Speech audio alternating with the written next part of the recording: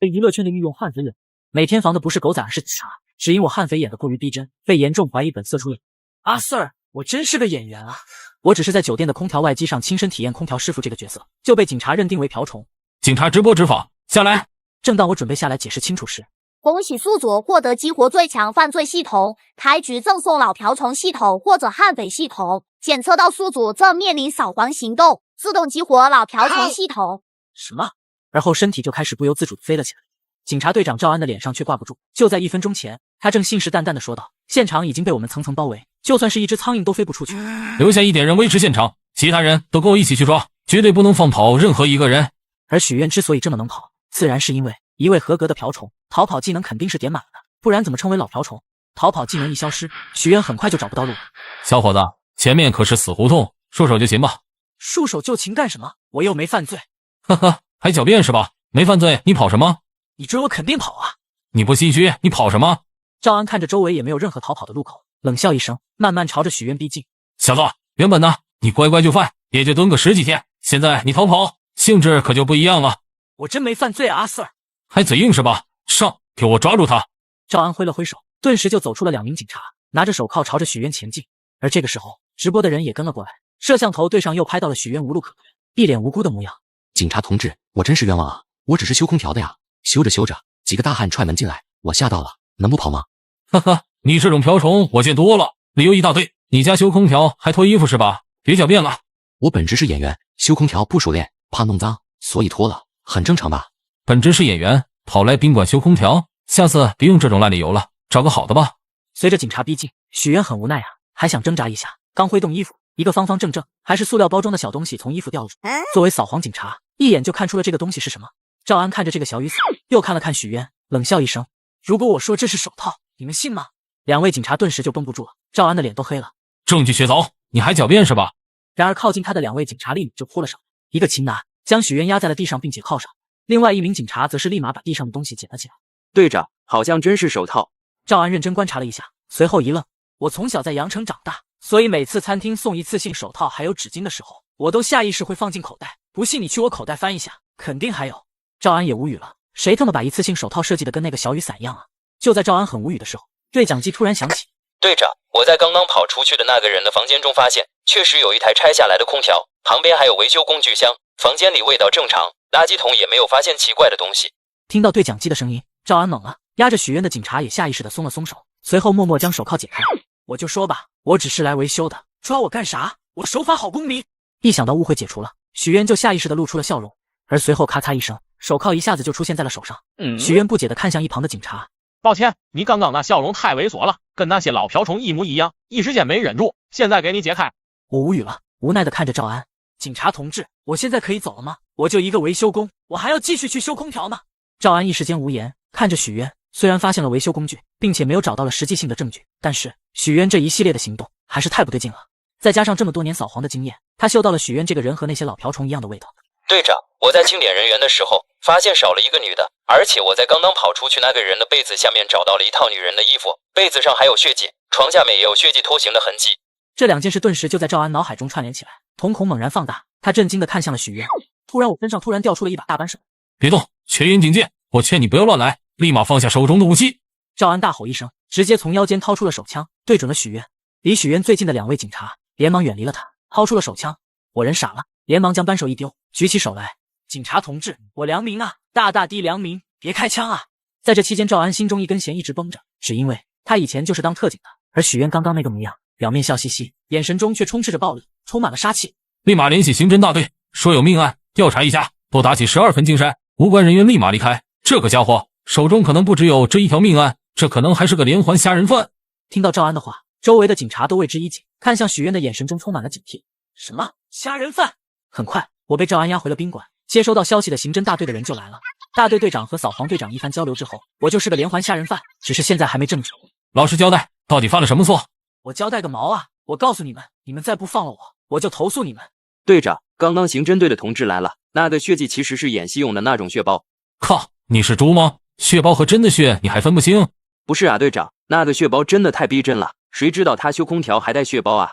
看吧，我就说我没吓人，没事的，警察同志，我原谅你了。而我的笑容在赵安眼中就像是在炫耀一样，这种嚣张的姿态赵安咬牙切齿地说道：“话别说太早，现在那个消失的女生还没有找到呢，谁知道是不是你故意弄破混淆视听的？”话音刚落下，宾馆外的一辆车的后备箱突然传来了异响。等一下，看你怎么交代。小李，去看看。等等，这个后备箱不能打开。随着我的表情严肃，那种压迫感再次袭来。按照以往刑警的经验，这个后备箱肯定有不可告人的秘密。但是谁能料到，我只是在后备箱放的是1比1复刻的娃娃，发出的异响只是娃娃的一个技能，不同的按键还能发出不同的声音。都说不要打开了，这多不好意思。许渊说着，又按了一下遥控，甚至还能播放儿歌。忽然，这时候对讲机声音响起：“队长，失踪的那个女的回来了，她是因为饿了，偷偷溜出去吃饭了。”此时的赵安现在心中像是看了100遍《基米太美》一样，强忍着心中无语的心情，问道：“你为什么会在车上放这种东西啊？”“这是我表哥的，他定制了一个苍某空款式的娃娃，非要让我下班了拿给他。没想到我还没下班就被你们发现了。先说好啊，这不是我的呀，是我表哥。对了，我表哥叫唐杰，毕业于高数大学，性别男，26岁。有认识他的麻烦狠狠地骂他，骂了他就不准骂我。”众人看着赵渊，一时间沉默了，竟不知道说什么好了。好。赵安瞪了瞪身旁在看戏的几个警察，你们几个还不快去把老瓢虫都押到局里！凶完后，赵安这才看向了许渊：“你小子，真他娘的是个人才，是我们误会你了，不好意思。”“没事，配合警察同志的调查是我的荣幸。”许渊挠了挠头，继续说道：“误会解开就行了。哈哈，我是良民啊，怎么可能会做出这种犯罪的事情呢？”说着，还凑到了摄像头面前：“直播间的观众朋友们啊，要遵纪守法，警察叔叔可是很严的哦。”许渊说完，就开始大摇大摆地往宾馆走去。“妈，你进去干什么？”“我空调还没修完，要进去修一下。”张父无话可说，这小子还挺有职业精神的。而张父仍然眉头紧皱，派了一名刑警跟在了许渊身后。以我多年刑侦的直觉，这个人绝对有问题，绝对隐瞒着什么。那个眼神把我都吓出了一身冷汗，手上没有几条人命，我是不信的。赵安回想起那个许渊拿起扳手时的那个气势，依然有些心有余悸。其实这个许渊我也要盯几年才行啊！你个扫黄的盯着他干啥？这是我们刑侦负责的。因为我觉得他是个老瓢虫，这是我多年扫黄的直觉。不远处的王水水不解地看着两位小声交流的两位队长，再看了看许渊的背影，很猛。这还是他主持第一次遇见这种情况。明明2次看起来是证据确凿的事情，但结果都是误会，连扫黄队长和刑侦队长都有些怀疑人生了。月亮高高挂起，夜色下，两道身影碰在了一起，定睛一看，其中一人正是许渊。我要的东西呢？拿到了吗？这次你怎么来这么晚？遇见条子了。什么原因？扫黄，你被抓了，下次不要去那种地方了。有什么好的？实在不行，这个新货我让给你了。谁要你这个9.9包邮抢的呀？真搞不懂你为什么有收集这玩意的爱好。你懂个蛋，这些都是我的老师，要懂得感恩。表哥，你也不想你买娃娃的事情被大家知道吧？许渊微微一笑，眼前瘦瘦高高、有些猥琐的男子，正是他表哥唐杰。你要干啥？你的嫂子就是这些娃娃，你要用的话就拿过去吧。难道你的目的是我？不行啊，有违伦理。想啥呢？就我这条件，还需要这些东西？表哥，我要求也不高，给我换个角色呗。你是场务，给我换个镜头多一点的咋样？我是场务，又不是导演，很卑微的好不好？给你安排一些跑龙套还可以，想多点镜头，安排你去做主角好啦。真的吗？靠，你小子还真是不要脸。算了，告诉你一个好消息，有个投资方撤资了，然后空出了一个角色，是个反派来着。导演打算重新招人，现在正在面试呢。那我去试试。说完，许渊就乖乖地跟着唐杰走进了剧组。说着说着，二人便到了选角的场地。现场很简陋，一块空地，中间坐着3个人，分别是导演黄渤、副导演严健、编剧陶超。试戏的人正戴着个头套，拿着一把小刀，咬牙切齿地对着配合他演出的人说：“喂，把钱交出来，不然我就嘎了你。”这个表演一点气势都没有，看得许渊直皱眉头。然而表演刚完，副导演严健就站起身来大声鼓掌，导演黄渤和编剧陶超都是一副很难评的模样。他一脸的得意，像是真的以为自己表演很好一样，高傲的扫视了一圈，最后锁定在了许渊身上。这种菜鸡也能看我的精彩表演？唐杰小声的给许渊介绍道：“这人是副导演的侄子，叫严旭。”很凑巧，因为许渊来的晚，刚好就排在了最后一个。好了，时间不晚了，我觉得不用面试了，都面试这么多个了。现场气氛顿时就凝固了，导演和编剧神情有些不爽。副导演的这个举动搞得他才是这里的老大一样。不过想着对方还有个有钱的老婆作为投资方，在剧组的话语权还真不小，不由得叹了一口气。检测到宿主遭到面试，现发布任务，使用悍匪模板震撼全场。只见许渊阴沉着脸，拿着个棒球棍握在手中，轻轻挥舞几下，便传来了恐怖的破空声。抢劫不是这么抢的，我他妈还需要你来教我演戏？只见许渊拿着个棒球棍，一步一步的走来，棒球棍和地面摩擦出的声音，在寂静的夜空中格外刺耳。看着眼前的许渊，完全像变了一个人一样。那种凶煞的眼神，唐杰一下子就被吓得尿了裤子。而在一旁的导演们也感觉全身汗毛直立，双腿发软。而刑警此时也伪装进了剧组，在旁边悄悄记录着。你干什么？你一个臭跑龙套的干什么？在这里，我们严家看上的东西，早晚都得是严家的。副导演略带不满地看向自己的侄子，虽然这孩子说的是实话，但未免太张扬了。放肆，在这个剧组，导演才是第一位的是吧？黄导，我看延续这孩子不错。此时，随着悍匪模板的全部激活，许渊露出那种凶煞的眼神，让在场的众人都打了个寒战。就算是严剑这种社会滚刀肉都不由得害怕了起来，那是真正的亡命之徒才会有的眼神。瞬间屋内的温度都降到了冰点。这个许渊不就是一个跑龙套的吗？为什么还会有这种眼神？导演，我还可以试戏吗？许渊见导演黄国一脸的惊吓，尽量露出了一个友善的微笑。然而他不知道的是，这种笑容在黄国看来，仿佛是撒旦在跟他微笑，就像是那种变态杀人狂在要吓人时露出的那种胜券在握的笑容一样。可以，不过我需要有一个人配合我才可以啊。许渊说着，下意识地拿着棒球棍在手里轻轻敲着，目光扫视了周围看戏的人群，但大家都不敢和他对视。兄弟啊，你亲嫂子刚到家，我还没回去陪陪她呢。最后许渊将目光放在了延续身上，延续脸顿时一白，连忙摇了摇头，求助地看向自己叔叔。哼，年轻人别太嚣张，我拍过的戏比你吃过的饭还多，你最好放尊重点。抢劫，特别是作为一个抢劫犯头子，作为一个老大级别的人物，就最不应该用小刀这种武器，太小家子气了。而且小刀能有什么破坏力？捅肚子、捅大腿有用吗？该跑跑，该跳跳。说罢，许渊将棒球棍狠狠砸向地面，一声巨响，眼前无比坚硬的地板瞬间四分五裂，木屑四溅，在场的心都为之颤抖，震惊地看着这一幕。延续看着眼前的一幕，瞬间眼前一黑，晕了过去。躲在角落的刑警也给队长张富偷偷发消息：队长，许渊浑身的气质是悍匪无疑，如果我今晚没回去，请把我手机里的浏览器记录给删掉。而张富看到这个消息不淡定，联想到刚刚有人报警说他家的天花板被楼上捅漏了，顿时觉得不妙。嗨，火速通知特警给我上，我们的同志可能有危险。许渊再次将目光看向了严剑。公平竞争，比不过我认了，但是你居然对我亲爱的侄儿进行恐吓，哼，你不会有好日子过的。你在说什么？许渊说完，举起了手中的棍球棒。你给我等着，我们一定会回来的。你叫许渊是吧？表演很精彩，我决定是个角色就你了。许渊还在悲伤的时候，导演黄国神情很是兴奋，像是发现了什么宝藏一般。一旁的编剧陶超面色一变，导演冷静一点啊，这个人难道你就不觉得有问题吗？刚刚那样子根本不像是演的。然而黄国根本没有理会，平日里被副导演给压了一头，现在编剧还要在自己头上撒尿。你懂什么？没有人比他更符合这个角色了。说着，黄国眼神中闪烁着期望的光芒。此时的黄国脑海中全部都是自己站在奥斯卡的灵感台，走向成功，迎娶白富美的场景。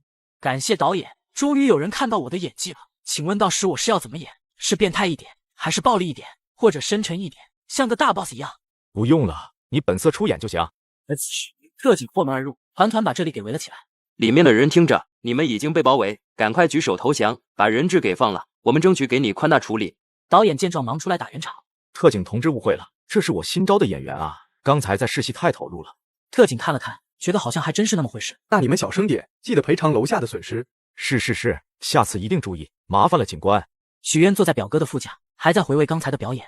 你刚刚那表演都把人家延续给吓晕了，延续可是人家副导演的侄子。你为什么要用疑惑的语气？那就是表演，怎么说我也是表演专业的，演得像一点不是很正常。再说了，管他啥副导演的侄子，这个剧组又不是副导演说了算。哈哈，不聊这个。唐杰干笑了一声，扯开了话题。有些话太不太好，或者不太敢说出口，那他们根本就不像是演的呀。严重怀疑这小子出国之后是不是跟某肤色的人一起干了什么事。唐杰把许渊送到了住所。许渊住的是一间普通出租屋，位置很偏僻的，周围都是一些小巷子。小帅哥，你要干嘛去呀？治安自然是不用说了，什么精神小伙、社会渣子，就经常来这里游荡。城里人晚上都是不敢来这里的。昏暗的街道，一闪一闪的路灯，还没啥监控，是个犯罪的好地方。等等，自己为啥会这么想？我可是良好市民，怎么能犯法？一定是因为接了这个角色，下意识的带入了。哎，自己真是一位敬业的好演员啊！刚这么想，就在不远处的小巷子中听到了一声女孩尖叫，有3个瘦瘦，差不多跟延续是一个货色的男子，将一位拿着手机的女孩逼到了墙角。你们不要过来啊！我可是主播，开着直播的，直播间好几百万人看着呢。好几百万啊！我看看，我还想上个电视呢。你叫破喉咙都没有人来救你的。破喉咙。见到对方根本不吃这一套，女孩子慌了，刚想要打电话报警，但是对方的手立马就伸了过来。就在要快触碰到的那一刻，只见一位戴着口罩、戴着帽子、只露出一双阴森的眼睛男子正朝着他们一步一步走来，目光阴冷至极，身形高大，而且手中握着一把扳手。特别是当那昏黄且闪烁灯光打在了那人的身后，三人看着那人手中的扳手，他们似乎已经感受到了死亡的危机感。大哥，这怎么办？他好像比我们更牛逼。还能怎么办？快跑啊！啊！而此时的女孩看到又出现一个无比恐怖的黑夜虾人女，也立马吓晕了过去。没意思。许渊一脸无趣地摘下了口罩和帽子，毕竟马上要出演一部电影的重要角色，就成为明星大腕了，肯定是要谨慎一些，不然以后爆出什么黑料就不好了。结果没想到自己只是稍微吓一下，对面就跑了。许渊无奈看了女孩一下呼吸，还活着，只是晕倒了而已。凑近一看，许渊发现这个女孩还是挺漂亮的，五官精致。许渊左右看了看，将手伸向了那位女孩身旁掉落在地上的手机，放到女孩的口袋里，然后扛着她走向附近的公安局。然而他不知道的是，女孩手中的手机一直都是开着直播的。女孩名叫草莓熊熊，是一名有着100多万粉丝的游戏主播。此时直播上千人，最后一幕还停留在许渊看着他们露出了恶魔般的微笑，然后直播就停止。第二天，惠德美超市，黄渤导演已提前包下了2天，用来拍摄女主和抢劫犯头子的对抗一场戏份。但是现在还没轮到许渊上场，没办法，昨天得到了一个重要角色不说，还做了一件好人好事，想必那个姑娘都快感动死了吧。许渊正想着，突然注意到正在小心翼翼从他身后经过的编剧陶超。嗨，编剧大哥，怎么了，旭哥？陶超心里暗骂着，昨天近距离观看许渊那个恐怖表演的，属实是给他吓着了。他也是反对许渊来饰演的这个抢劫犯的，甚至反对许渊进组，太吓人了。但是他不敢明面说，怕在回家的路上被嘎了。而许渊看到陶超是很兴奋的。哎呀，什么许哥，陶大哥叫我小许就好了。其实叫住你，我就是觉得有些剧情不太合理，也不知道对不对，想请教一下您。许渊看着外界都说编剧这种都是有些文人的高傲的，很不喜欢其他人对他的剧本指手画脚，因此许渊尽量将自己的态度放得低一点。什么请教？陶超神情很不满。许渊表情一愣，还以为什么地方得罪了，刚准备找补一下，陶超接着说道：这叫探讨剧情，作为编剧，这是我最开心的事情，下次可不能这么说了，许哥。再怎么说自己也只是个编剧，就算再怎么了解，那也只是业余的，而人家职业的，不能拿自己的兴趣爱好挑战人家吃饭的家伙。对了，陶哥，等下抢楼下珠宝店的剧情，等下就要开拍了，你找导演吧，我还有事。说完，陶超就连忙拿着剧本跑了。许渊又看了一下手中的道具刀，想了想，跑去找到了道具的负责人。这位大哥，等一下。负责道具的是一个看起来比较凶狠的男子，眼神很是不爽，上下打量了一下许渊，有些疑惑。他昨天并没有参与选角，所以他并不知道许渊是这样的。我觉得去抢劫超市，抢劫犯应该带点钝器，比如棒球棍啥的，特别是这种大型超市，而且还是头子的人物，怎么可能用小刀呢？您看有没有棒球棍或者锤子什么的？许渊搓着手，态度很和善。然而帽子男很是不满地说道：你是谁？哪个族的？来指挥我？你演什么的？爱演不演？许渊一愣，没有动气，只是默默从一旁的箱子中拿出一根棒球棍。我就想要这种，砸东西方便。大哥，小弟有眼不识泰山，我改还不行吗？许哥，原来你在这里，马上就要到你上场了。刚才编剧和我说了，你对剧本有点不满意，你完全可以不用按照剧本，就本色出演就行。你叫唐杰是吧？没错。怎么了，副导演？那个许渊是你的表弟？没错。是这样的，你也是跟着我们剧组有些时间了，工作很努力，我和导演都看在眼里。门是虚掩着的，并没有完全关上。许渊透过缝隙看到了自家表哥，还有副导演严健。严健一脸蛊惑地说道：还有你表弟许渊，表现都很好，所以导演叫我请大家，当然不只是你，还有剧组许多人一起上3楼。上3楼？哎呀，就是潇洒的地方了。哦，这样啊，导演，我去不了。为什么？严健脸一下都沉了下来。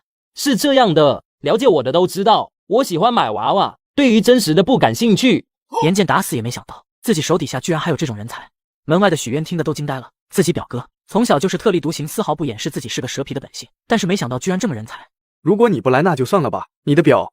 严健还没说完，唐杰打断道：严导，有件事想要你帮忙。什么？我觉得晚上我俩可以和我娃娃一起交流一下。看到唐杰那变态的神情，卧槽，广啊！严健一把推开唐杰，一脸惊恐，打开门就往外面冲。结果刚打开门，就看到了一双嗜血的眼神。严健头一歪，晕倒了。没想到拍个抢劫珠宝店的戏份，竟然遇到了真的抢劫犯。不是说要拍什么抢劫吗？怎么还没来啊？就是，我都要睡着了。珠宝店的员工正抱怨着的时候，突然有2个面色凶狠的男子朝着他们走来。大姐，把你们所有值钱的东西都装到袋子里去。他们一愣，但并不知道这2个抢劫犯竟然是真的。你们怎么搞的？怎么这么晚才来？快点开始吧。此时的劫匪也愣住了，没想到自己第一次出来抢劫，居然会那么容易。在一旁的小弟也懵了，连忙问道：大哥，你说这会不会是警察的圈套，在等着我们上钩呢？不管那么多了，快点把值钱的东西都拿走。随后2人秋风扫落叶一般将柜台里的钻戒项链全部一扫而空。而此刻外面的剧组看着屏幕上的这一切，懵了，全程用了2分钟都不到，居然就抢完了。编剧陶超脸色一白，导演，这是真的吧？这肯定是真的吧？哪个假的能这么熟练啊？全程都没反应过来，就洗劫一空了，这么快？然而黄渤导演却是一脸兴奋，可以啊，这一套丝滑小连招很熟练，我赌这一段以后肯定要纳入电影教材的，要火了我。此时的黄渤导演也赶过来了，把劫匪给吓了一跳，自己正在抢劫呢，别人不应该都在害怕吗？怎么还有人笑嘻嘻的过来？好了，这一幕非常棒，可以准备下一场了。老子抢劫还用得着你来评论？太不拿我们当回事了吧？黄渤导演的笑容一下子消失了，没想到一个小小的跑龙套敢和自己这样说话。群头，你给我滚过来，看你找的龙套怎么回事。而大哥不淡定了，我一而再再而三的容忍你们真拿我当小卡拉米啊？那就都别活了。说着大哥拿出武器一通乱扫，你们都别逼我。哎呦，我尼玛呀，真拿我当你们的玩物了是吧？导演刚上前几步，屋顶的东西就掉了下来。这是真的。导演瞬间就不淡定，腿一下僵硬在原地动弹不得，两腿之间瞬间就湿了。而派出所民警听到了枪声，翻阅了一下报备名单，附近的剧组并不会有枪战。紧急集合！紧急集合！目标惠德美超市，匪徒手里有枪，呼叫特警支援。里面的人听着，你们已经被包围了，不要负隅顽抗了，放下武器，坦白从宽才是你们最好的出路。商场里面的哼哈二将已经开始聚拢人质了，特警也没闲着，速降到了屋顶准备破窗。而此时的我以为开拍了，火急火燎的往珠宝店赶。这是我第一次演这么重要的角色，可不能掉队。当许愿赶到时，却发现劫匪换了一个人，直接大喊道：“导演啊，怎么劫匪换人了？这俩玩意能有我演的好？”说罢直接启动悍匪系统。而这时张富正好指挥着特警从防止肃清，几梭子直接把3人4肢打瘫了。由于许愿看着凶残无比，身上挨了1吨的子弹，幸好有系统保命，要不然就凉了。你们是不是疯了？抢劫犯是他俩，你们打我干什么？我要投诉你们！许愿说完就晕倒了。隔天上午，许愿刚从医院醒来，就看见张富正盯着自己，许愿火气蹭的就冒起来。实在不好意思，刚刚和剧组核实了，而且他俩的枪上没有你的指纹，另外还有一个漂亮的女主播出面给你作证，这次的误会我会回去申请给你补偿的。第二天，剧本怎么能说改就改？许愿的戏份本来只有1/5不到的，抢完超市就该结束的，你居然还给他加个抢银行的戏份，而且还是从后面加到前面的。对呀，可是许愿就是一个新人，刚开始怎么可能让他担这么多的戏份？没有卖点，我不同意。呵呵，那让你那个侄子来，他就有了。你什么意思？严剑神情一下子就冷了，冷冷的说道：“你知道这部剧的钱从哪里来的吗？但是我才是导演，你会后悔的，黄渤。”严剑冷哼一声，坐到了一旁。黄渤则是一脸阴沉，一言不发。现场的气氛一下子就冷了下来，周围的人都不知道该咋办。现在是导演和副导演之间的吵架，他们还能咋办？不太妙啊！唐杰叹了一口气，许愿疑惑的看向他：“咋了？”别忘了，严剑的老婆可是这部剧的投资方，一个副导演再加上投资方，别说加戏份了，就算是换主演都可以了。导演有的时候权力真的没那么大的，也就因为黄渤导演知名了，换个其他人，现在只能乖乖听话了。唐杰话音刚落，黄渤就接了个电话：“什么？你要换人？不可能，前面都已经拍好了，哪里能说换就换？撤资都开拍了，你说撤资？”黄渤面色纠结，许愿算是看出来了，主要问题还是在他这个家的戏份上面。因为昨天和陶超说了一嘴之后，陶超就和黄渤准备是给许愿这个角色进行一个升级，再加一个大戏份。这原本是后面的一个角色的情节，接在了许愿这个角色身上，而那个角色正巧是严剑的表弟的一个角色。许愿嘴角有些抽搐，严剑这太离谱了。本来如果没有这段戏份，许愿也不觉得有啥，但是现在是已经有这个戏份的情况下，被严剑给搅黄了，光是想一想就十分让人不爽。可是自己偏偏没有啥办法，毕竟系统也不是啥神豪系统，可以直接自己成为投资方。这是什么破系统啊？给我悍匪系统有什么用啊？而这个时候，黄渤也像是下定了决心，站起来大声宣布道：“剧本不变，正常开拍，抢银行。”严剑一下子就僵住了，也站起来走到黄渤身边，阴沉的说道：“你是想要被我们撤资？撤资那就撤吧，反正签了合同，你们也是要赔钱的。再说了，这么多年我又不是没有钱，给你表弟安排一个重要角色就差不多可以了。至于戏份什么的，这是我这个导演管事，哪里能由你这个副导演指手画脚？”而听到开拍的消息，在场的人也不由一震，知名导演还是牛的，硬气。唐杰听到黄渤这么说，就知道事情的结果了。许愿也是点了点头，又能继续当抢劫犯了，不对，又可以继续演抢劫犯了。而黄渤也开始讲述今天的主要要拍的。今天的主要内容就是许愿带着小弟们抢劫银行，这是让事态全面升级，让男主女主一起办案，抓捕许愿。因为有许愿这个有经验的人在，黄渤和陶超剧情方面反而要请教许愿。与此同时，刑警大队的张富和扫黄大队的赵安刚好休假，正准备一起吃个饭的，碰巧路过一家银行的时候，就看到熟悉的身影。哎，那不那个悍匪小子吗？他在这银行前面干什么？难道说他要抢银行？许哥，所以抢银行要注意一些什么呀？要快，要果断。那我们有什么准备事项吗？当然探好金库位置，找好接应的人。如果有人反抗怎么办？那就给他一枪，杀鸡儆猴。还有什么细节吗？当然，抢劫可是技术活，我们需要做到。许哥，万一警察来了怎么办？不用怕，手中的人质就是你谈判的资本。不是许哥，我说现在警察来了怎么办？现在哪有？许渊刚话还没说完，他手上突然就多了一副手铐。许渊错愕地转过头，便看到2张熟悉的脸。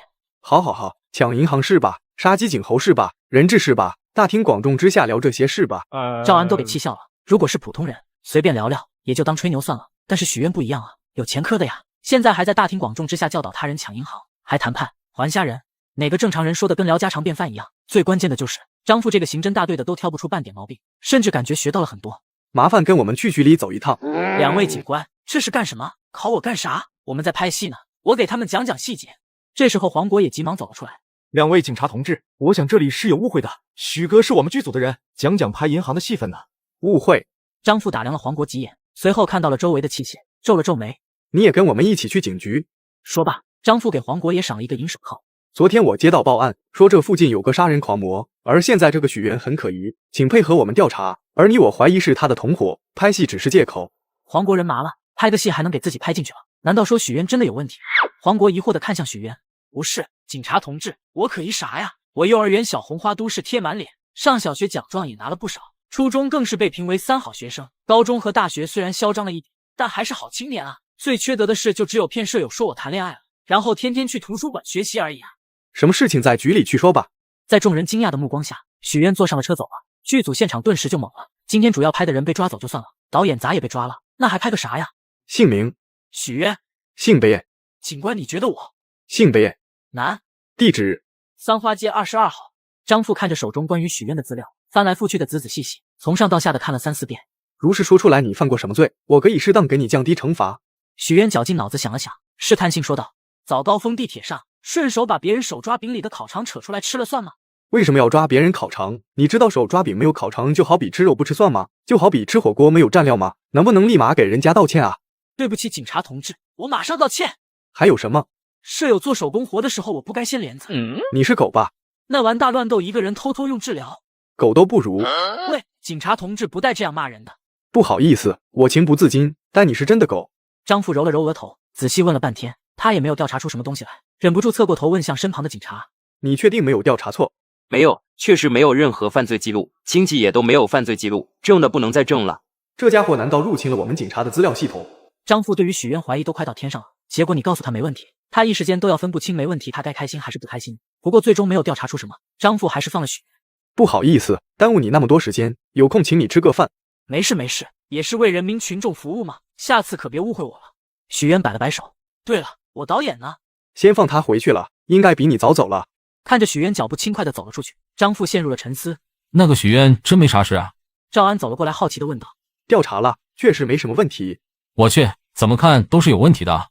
我也是这么觉得，我直觉都觉得这个人很危险，但是偏偏可能是上次娃娃事件让我们多心了。不过我还是觉得不对劲，提防着点吧。好，你那边咋样？听说背后那个搞黄色产业的老大还没揪出来？还没有。许渊打了个车，就又回到了剧组。一回到剧组，就看到严建扬眉吐气的大声对着黄国说道：黄国导演啊，总是喜欢意气用事，完全不顾我们的想法，这样是不行的。你看，人都被警察抓走了吧？我一看，那个许渊就不是什么好东西。说着说着，突然感觉周围热烈的气氛一下子就没了。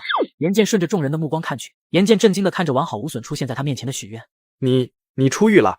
许渊没有回答，露出了洁白的牙齿，说道：回家要注意安全哦。在对完严建之后，剧组也就正常运行了。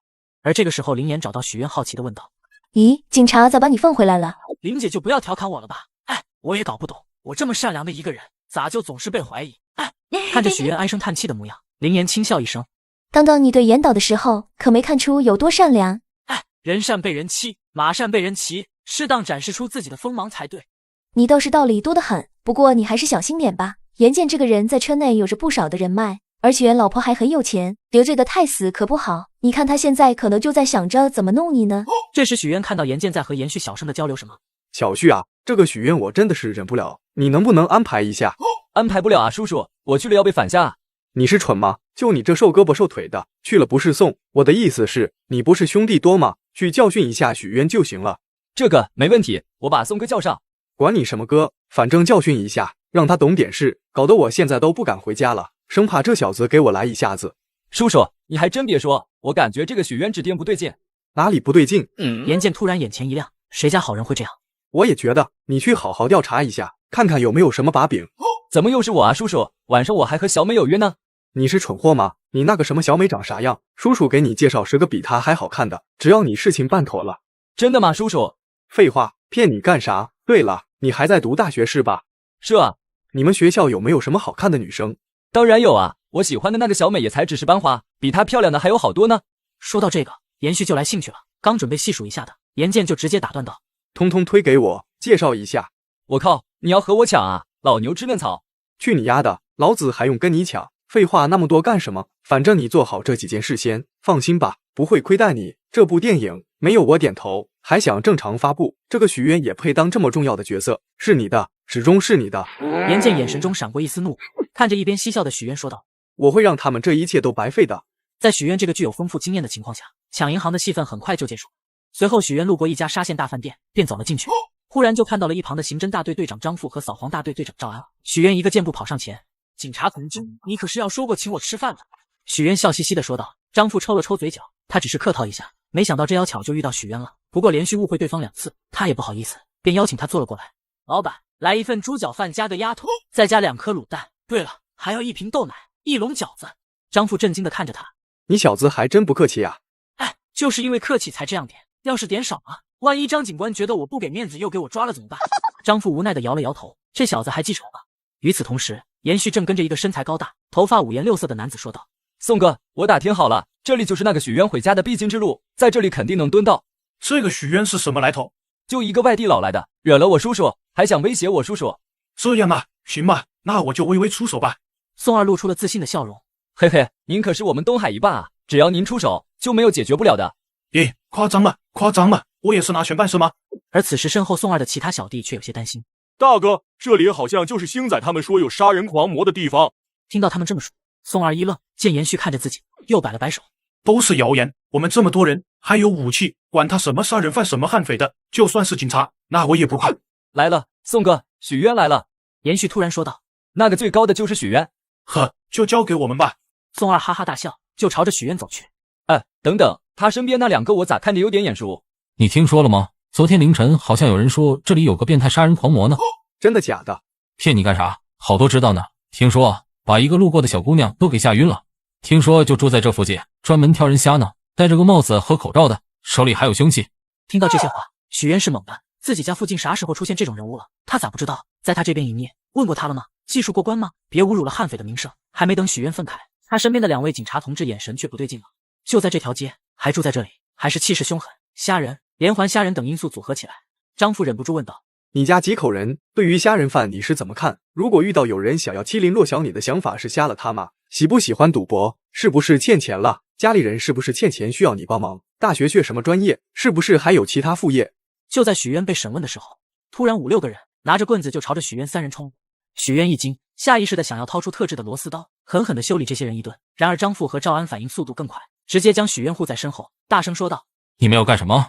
你俩特么谁啊？哪个道上的？问你个头啊！把你后面那个人交出来，我要让他好好听话听话。”听到这个话，张富和赵安脸顿时就黑了，居然还有人敢对警察这样做话。你们知道袭警是什么罪吗？袭警？宋二一愣，延续这家伙也没告诉我还有警察啊。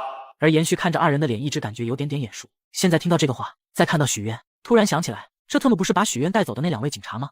他们怎么和许渊走在了一起？一时间，延续脑中闪过了1万种可能，但是事情的发展已经来不及他多想了。突然，宋二有个小弟神色大变：“宋哥，完蛋了，他是扫黄大队的队长赵安啊！”你咋知道的？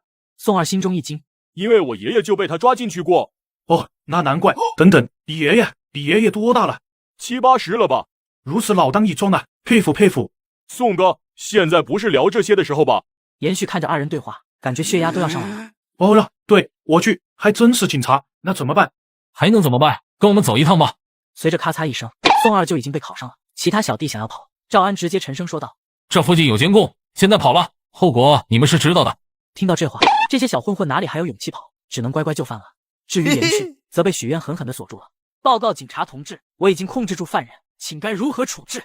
延续人都傻了，他真的搞不懂为什么许愿会和2位队长走在一起，还那么亲密。他只是想要教训一下许愿而已啊，结果还把自己送进局子。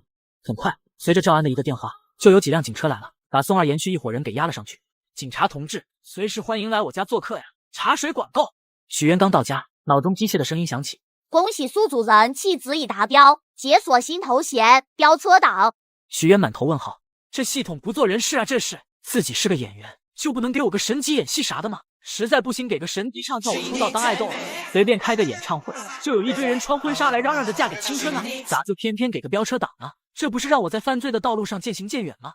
许愿叹了一口气，这时一条消息突然弹出来。在吗？许愿看着这个名字感觉很熟悉，随后的一条消息让许愿想到了，原来是那天晚上在街道上救到的女孩。随后许愿回复道，不出意外的话，今后几十年我都在。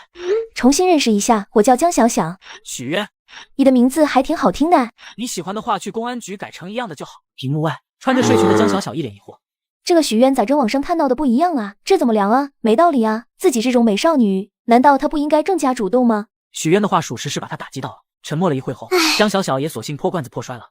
你啥时候有空了？想约你拍个视频。发自制还是自拍偷拍呀？我的脸会打满了。江小小一脸无语，本来对许愿很有好感，没想到竟然是这样的人。随后许愿说道，可以拍视频，不过我看看啥时候有空。接下来的日子，许愿自然就是一路跟着黄国拍戏。许愿拍完今天的戏份，刚准备找唐杰要份盒饭，结果就看见严健拉着许愿上次见过的那个女生去了休息室。这个家伙又在干什么坏事？许愿算是看透了，这个剧组大部分事情都是黄国在做，而严健是相当的休闲，偶尔就拉个男的或者拉个女的去聊天。许愿悄悄跟了过去。许愿站在门口听着里面的对话，知道了那个女生的信息。她的名字叫做孙媛媛，是刚毕业的大学生，家庭并不富裕，因为找不到工作，只能来片场干一些杂活。长得不错，比较甜妹，比较耐看那种。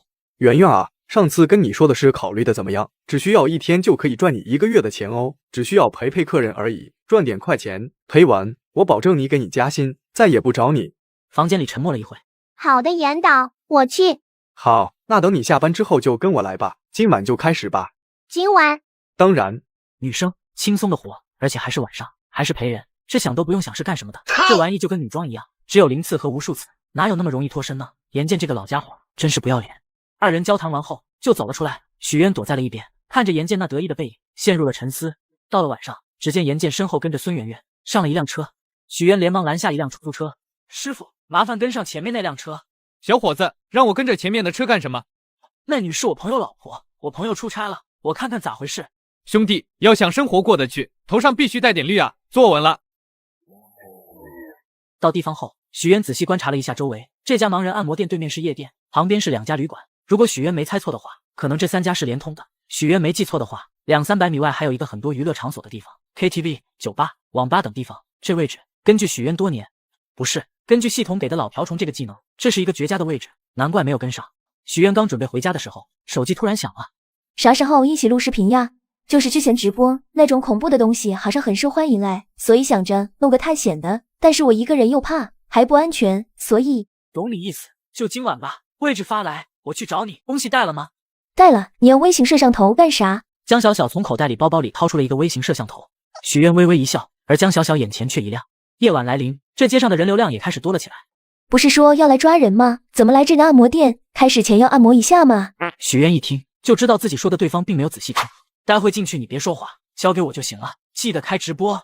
许愿带着江小小走了进去。进去的那一刻，许愿整个人气质就变了，看起来胆小又有些惧怕什么，神神鬼鬼，眼神中还带着许多轻佻。是有人来了吗？男子疑惑地转过头，但没有睁眼。许愿打量了一下，矮矮胖胖的，闭着眼睛，手拿一条毛巾。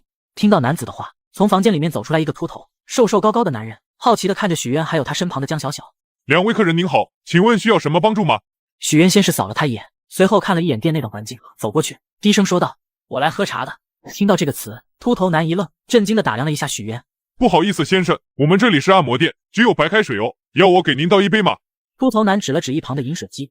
许愿皱了皱眉，面露不满。我说了，我要喝茶，你这里有什么茶？店。正在秃头男犹豫不决的时候，一位大肚男从身后一个隐蔽的房间走了出来，先是仔细打量了一下许愿，看了一眼许愿身旁的江小小，这才朝着秃头男点了点头，然后笑着说道，老板你好，我是这里的经理，我们店有茶，不知道老板喜欢什么类型的茶叶？小周还是……呵呵。许渊冷笑一声，然后从钱包抽出几张红的，在面前晃了晃。有好茶吗？当然都是好茶，红的绿的都有，旧的新的都有。许渊顿时眼前一亮，面露喜色，问道：“你们的人自己种的，还是外面买的？”大肚腩微微一笑，摇了摇头，没有回答。行吧，带我看看有什么茶。站在一边的江小小一脸不解：“不是来扫黄吗？怎么开始喝茶了？我能分一杯吗？”随后，五彩绚丽的灯光，一个长沙发，还有一个茶几，如同大厅一样。许渊搂着江小小，很自然地坐在了中间，翘着二郎腿，看了一眼桌面上的小本子，上面都是各种各样的女生，记录着她们的信息，比如三维啊，还有拿手绝活啥的。而大肚腩，也就是经理，一直在观察着许渊的反应。一个普通的人看到这些的反应都是眼睛瞪大，脸红，好奇和难以置信，像是打开新世界的大门。而许渊却像一个熟客一样，对这些面无改色。随后大肚腩小心翼翼地问道：“老板是第一次来本店吗？”许渊的长相实在是太年轻了，而且言行举止都是一副熟客模样，再加上最近扫得严重，导致大量顾客流失，不然他也不想冒这个险。之前在城西那边玩不太行，直接展示吧，别浪费时间。与此同时，东海市扫黄大队队里，赵安坐在队长办公室不断的叹气。原本以为前不久扫了一窝就可以太平了，就可以跟局长吹一下自己的战绩了，结果还是被局长骂了，只因那一窝只是表面的，根本就没抓到重点，还有一伙人藏在后面。就在他苦恼的时候，一个小警员急冲冲的走进了办公室。队长，你看这个直播间。被打扰的赵安皱了皱眉，接过了手机，就看到一个直播，直播中一堆穿着暴露的女生正在排排站着。赵安眉头一皱，怒道：“你什么意思？就拿这个考验干部？你忘了你是干什么的？天天上班看这个？”“不是的，队长，你看这个地方不是很眼熟吗？而且这里有个人，好像就是上次您误会的那位。”“什么？”赵安皱了皱眉头，随后镜头突然一转，就看到画面中一道熟悉的身影出现。许渊，他怎么会在这里？赵安先是一惊，随后一喜：“好，你小子终于被我抓到了吧？还说没有？还狡辩！上次让你逃脱，算你运气好。”赵安兴奋地说道，随后连忙站了起来：“立马叫人调查，这是哪里？10分钟之内我要得到消息。”赵安就难掩眼中的兴奋，之前他就在扫黄现场遇到许渊的时候就感觉不对劲了，扫黄多年的经验告诉他，许渊绝对是瓢虫，但是后来因为张富的原因，被带偏到了杀人犯这个范畴之内。现在果然他的判断没有错。此时的许渊皱着眉说道：“你们就这些货色，还有没有新茶了？”大肚腩见状，慌忙地说道：“稍等一下，新茶我问问。这些天招来了好多新茶，不过也有很多老板来了，所以我也不知道这个时候还有没有。”说完，经理也跟着走出了门。房间里一时间只剩下了许渊和江小小。怎么又说茶的事了？大人的事情，小孩不要打听。此时的警察局，赵安焦急地等待着具体位置。队长，已经找到了，位置就是我们之前盯上的重点场所——西街盲人按摩店。走，全体出动。很快，一位大妈推开门，笑眯眯地跟着许渊说道：“老板，这都是最近来的大学生，你看看。”许渊看了一眼这些女孩，内心不由得叹了一口气。年轻，没有化太浓的妆容，只是神情很紧张，也很局促。这些人目前看来还没有踏入那一步的深渊。还有就像是孙媛媛一样。只是许渊心底隐约有些不安，因为这些人之中都没有孙媛媛。许渊就知道不太妙。老板，要不要叫人帮你教一下？这2位都是新来的，什么都不懂。不用，我喜欢自己教。许渊的话让大妈猝不及防，而江小小也是被吓了一跳。调教是吧？还说你不是变态。江小小突然有些后悔自己这么草率答应许渊了，难道说自己真的要被许渊给调教了吗？想到这里，江小小不禁夹紧了双腿，紧张地看着许渊。许渊并没有察觉到有什么不对劲。记住我教你们的那些，好好把这位老板伺候好了，不然……大妈警告完之后，这才关门走人。你们2个都是第一次干这些的吗？安安2位女孩小心翼翼地回答道：“好，那刚好可以好好调教调教。”许渊露出了邪恶的笑容。2位女孩咽了咽口水，很是紧张。你要怎么调教？一旁江小小好奇地问道：“首先，我会让你们服从命令。”2位女孩神情顿时就紧张了起来，不由得想到不可描述的画面。没错，现在我命令你们帮我打，没有我的命令不准停下来。元神启动！你们给我好好干！3人一脸无语的看着许渊，跟你们差不多大的有几个？2个女孩一愣，许渊问这个干嘛？难道他们2个还不能满足许渊？还有10几个。你们都是大学生，为什么来这里？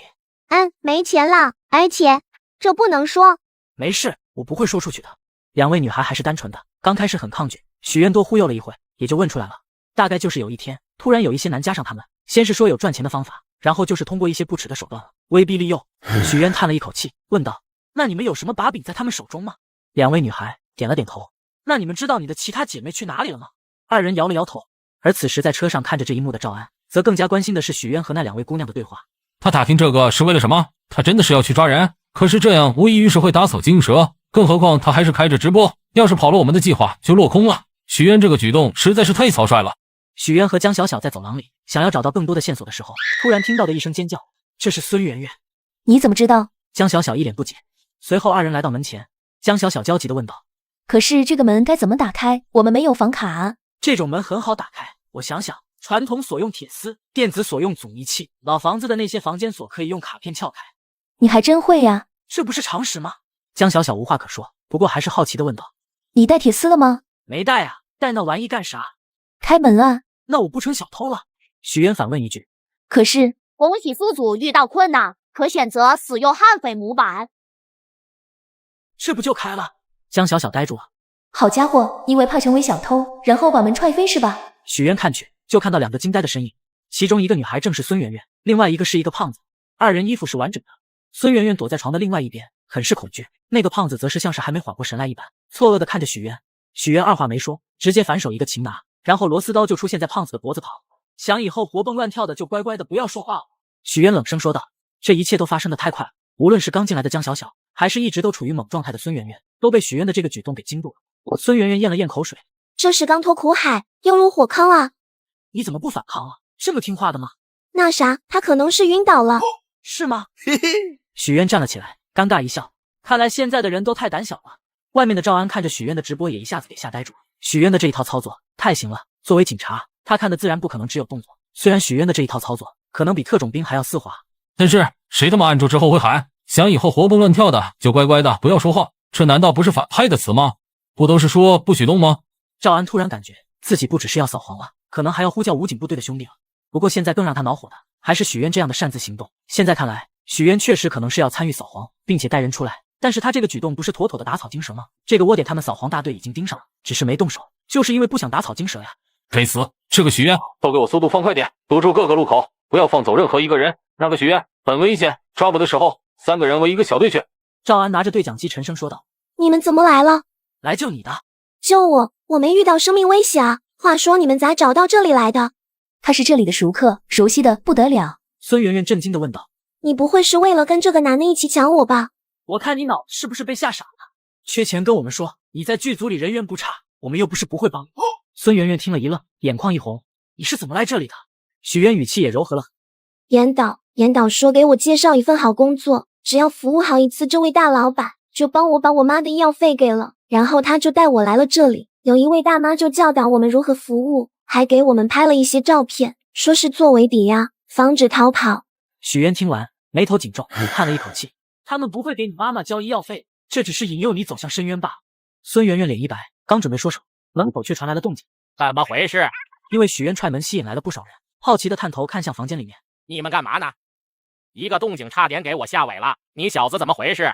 从围观的人中走出来一位满脸戾气的小混混，随后看向许渊那老老实实的样子，又没有纹身，又不染头发，这不就是学校的乖学生吗？这种人凭什么能够拥有这么漂亮的2个女的？给老子道歉，打扰到老子。话还没说完，许渊就率先出手，直接一把抓住了对方的拿着，往怀里一拉，然后小刀就出现在了他的手中，抵在了混混的脖子旁。打扰到老子，红子就不好了，不要打打吓吓。没想到2级反转来的这么快，他都还没有反应过来。关键是，他才看到脚边还倒着一位胖子，脸直接都白了。他虽然玩刀，但也只是唬人而已啊，哪里真敢杀人啊？难道你妈没教过你不能随便拿？让一下，让一下，发生什么了？而这个时候，大肚经理努力地推开了周围的人，抬头一看，就对视上了许渊那嗜血又恐怖的眼神。再看到许渊手上的刀，双腿不禁一软。保安呢？保安在哪里？你冷静一点，冷静。经理冷汗都出来了，搞黄归搞黄，要是嘎人了，麻烦可就大了。过去吧，别在这里碍眼。混混如蒙大赦，连滚带爬的朝着经理跑去，一脸的惊恐。你们老板呢？我觉得这种事情需要严肃处理，叫你们老板来，我跟他交谈一下。经理，保安来了。有服务员激动地说道。只见4个保安跑了过来，手里还拿着防爆的武器。经理顿时就有了底气。你也配让我叫我们老板？你算什么东西？说完之后，又对着来的保安说：把他给我拿下，敢在我们店乱来，早就看你小子不对劲了。4个保安听到经理的指示，拿着防爆盾朝着许渊步步紧逼。许渊身旁的孙媛媛和江小小顿时就紧张了起来。许渊他只是来救人的，救完人我们就走。救人？你是说在我的地盘来救人？4位保安见状也就不再犹豫，都朝着许渊扑来。哥，我错了。经理更是张大嘴巴，一时间不知道说什么好。一个人怎么流畅的解决4个保安？这也太离谱了吧！经理下意识的想要逃跑，但是一道恶魔的低语传来：我看谁敢动，我再给你一次机会。你们老板在哪里？而此时特警破门而入，团团把这里给围了起来。里面的人听着，你们已经被包围，赶快举手投降，把人质给放了，我们争取给你宽大处理。警察同志，这是误会，这都是误会，我只是在和他们玩过家家。听到这些话，赵安一脸无语。按摩店最深处，一个偌大的办公室内，哈哈哈，严老板果然是厉害，从哪里找到的那么好的货色？坐在沙发上翘着二郎腿的严剑，神情很是得意。那些大学生，老板们满意吗？见了之后都相当满意呀。他们说，要是自己亲自去的话，还要费不少功夫呢，在严老板这里省时省力。严剑身旁一个谄媚戴着眼镜、梳着背头的人搓着手，小声说道：“那就行，让那些人好好配合，不然……”严剑露出了一丝冷笑，手里把玩着一个 U 盘。那些照片我可就要发给他们的家人，还有学校论坛了。眼镜男叹息说道：“有那些照片，他们都很听话的，甚至还不用给钱。最近抓的严，这些越来越不好搞了，这些大老板就更加不会稀罕来我们这里了。”没事，熬过这段时间就可以了。再说了，如果不是为了这次合同，我也不想要冒这么大的风险。每个房间的摄像头都安排好没？很隐蔽。那就好，我怕那几个家伙反悔，没点把柄在手中不放心啊。严剑想了想，对了，那个叫孙媛媛的说，今天赔完就想要拿医药费。医药费，我记得要差不多5、6万吧。严剑冷笑一声，一次就5万，他的10箱赚了啊！好好给我干满1个月再说，反正到时候随便打发点就算了，只要吴老板他们同意。那是，只要那7位老板肯合作，严老板的下一部电影肯定大红大紫，超越那个黄国绝对没有问题。庸俗了，那黄国算什么东西？票房这东西，我随便找几个流量明星拍一拍就超过他了，没啥意思。主要是之后还要成立公司，好让我脱离。严剑话还没说完，一道急冲冲的身影就跑了进来。老板，大事不好了，有人闯进来了。不会让保安给他弄出去吗？保安都被他打倒了，关键是他还开着直播。严剑顿时就站了起来，接过手机一看，便见到了自家经理颤颤巍巍地报出了他办公室的位置，而周围躺着4个保安。最关键，他还看见这次最重要的吴老板也躺在了地上，而做出这一切的居然是许云。严剑惊了，怎么会是他？怎么可能？忽然，严剑似乎听到了警笛声，不好，警察来了，收拾东西，快点走，千万不要留下有关我的东西。许源呢？赵安急冲冲地带着人冲进了严剑的办公室，却只看到那些倒在地上的眼镜男，好像是朝着象山走去了。身旁的警察连忙回答道：“坏了，快点，我们跟上。”此时在象山上，许渊却神情淡漠，一步步地朝严剑走去。这视线让前面跑的严剑鸡皮疙瘩止不住地冒出。你不要过来，不然我要打电话报警了。你可是不乖哦，让你不要动，你跑那么远。此时的许渊露出恶魔般的微笑，严剑腿一下僵硬在原地，动弹不得，两腿之间瞬间就湿了。此时警笛声响起，许渊一喜，连忙站了起来。站住，不许动！赵安看着地上躺着不动的严剑，又看了看许渊恐怖的眼神。你把他怎么了？冤枉啊，阿 Sir， 我什么也没干啊，他就自己躺在地上了。那你刚刚蹲在旁边想要干嘛？我只是看看是不是装的。严剑这家伙可是老滑头了。我看你才是老滑头，先跟我回一趟局里再说。坦白从宽，抗拒从严，你到底瞎了几个人？我没有吓人。是的，精神病都说自己没有精神病。许渊不敢说话，生怕中了陷阱，反手给他来个证据确凿，给他关进去了。好了，开玩笑的，我们并没有找到你吓人的证据。吓死我了，多谢。许渊点了点头，随后连忙反应了过来，不对，我没有吓人。没试探你，这次多亏你了。小事，见义勇为而已。赵安怎么都想不通，一个20来岁的小伙子会对行业黑话那么熟练，身手还那么厉害，难道真是天赋异禀？那些人怎么样了？那个严剑吗？已经送去医院了。经过调查，这家伙靠着这个盈利已经好几百万了。对了，我怀疑他们还涉及其他产业，我觉得你可以问问那些女生。赵安愣了愣，点点头。孙媛媛呢？江小小呢？孙媛媛安顿好了，她母亲病重，我们让她收拾一下，给她送去了医院，帮她垫了医药费。江小小就做了一下笔录，帮她回去了。那些女孩呢？都安置好了，经常在这里工作的，我们依法处置。像是那些刚进来被骗的大学生，我们也遣散了，将威胁的证据全部删除了。许渊也就放下心了，至少这次行动还是可以说是圆满成功的。队长，局长找你。一个小警员走了进来。我知道了。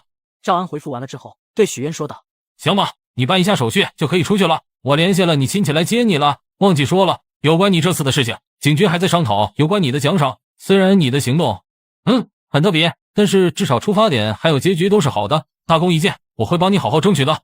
多谢。”叮嘱完之后，赵安走出了门，回到了办公室。老周啊，你们扫黄大队干得好啊，连续2次捅破2个黄窝，今天那个可不得了，好多都是一些大老板，哈哈哈哈，而且还救了不少还没误入歧途的无知少女，不错不错，连背后那个人都抓到了，我立马写申请，必须好好表扬你们，给你们申请奖励，大功一件。局长很开心，只是赵安苦笑了一声。局长，你可能误会了，我们虽然抓了人，但确实不是我们捅破的，是一位名叫许渊的路人。路人？局长眼前一亮。可以啊，见义勇为，少年英雄，独闯黄屋，一人抓捕幕后老大，这人多少岁啊？是吧？少年英雄，可以大力宣传。局长激动地说着。像是这种行为，就是该大力宣传，让人们知道黄的危害，关于他是如何抓到人的，有视频就剪视频，有语音就发语音，实在不行文字描述进行一点艺术加工。赵安神情很是犹豫，许渊做的那些事情能播吗？另外我做的视频都给我限流了，更不要说鼓励人懂行业黑化这些东西了。局长，这不太好吧？怎么？难道你从警这么多年，还嫉妒这种事情？该夸就夸，老周啊，你的觉悟不太行。不是，局长，要不你看看再说。看什么？看什么？难道他还能做什么不值得宣传的吗？你的嫉妒心结。局长话还没说完，就听到了许渊那熟练的话术，然后被会心一笑的服务员领进去。紧接着，以下内容就不放了，放了就不过审了。局长沉默了。这是谁？就是那个见义勇为的许渊。你确定他不是主犯吗？你确定该抓的不应该是他吗？刚来到警局大厅，许渊便看到了在门口等候的堂姐了。咋是你？你语气的失望是什么意思？没有，你听错了。不过你咋进局子了？是不是又去抢劫了？堂姐好奇地问道。许渊见周围的警察都有看过来的意思，连忙说道：“喂，别瞎说，我可没有抢过劫。那你咋进去的？”哎，一言难尽，有时候做好事也会被人误会啊。你干了啥？炸会所了？堂姐见许渊沉默了，不由得惊讶道：“不是，我第一个乖乖，你真炸了！牛，你是不是举报去了？难怪这可动奶酪了，你又不是扫黄的瞎凑合什么。”第二天早上，许渊来到了剧组，不过当他走进剧组，却发现气氛有些不一样，总是有不一样的视线看了过来，很怪异。许渊很不解，不经意间听到了他们的谈话。你看了那个视频吗？什么视频？就是许渊的啊。知道，就是他那个黑话嘛，哈哈哈！这小子之前严导邀请他一起去，他拒绝，原来是熟悉这些事情啊。不是这个，那是什么？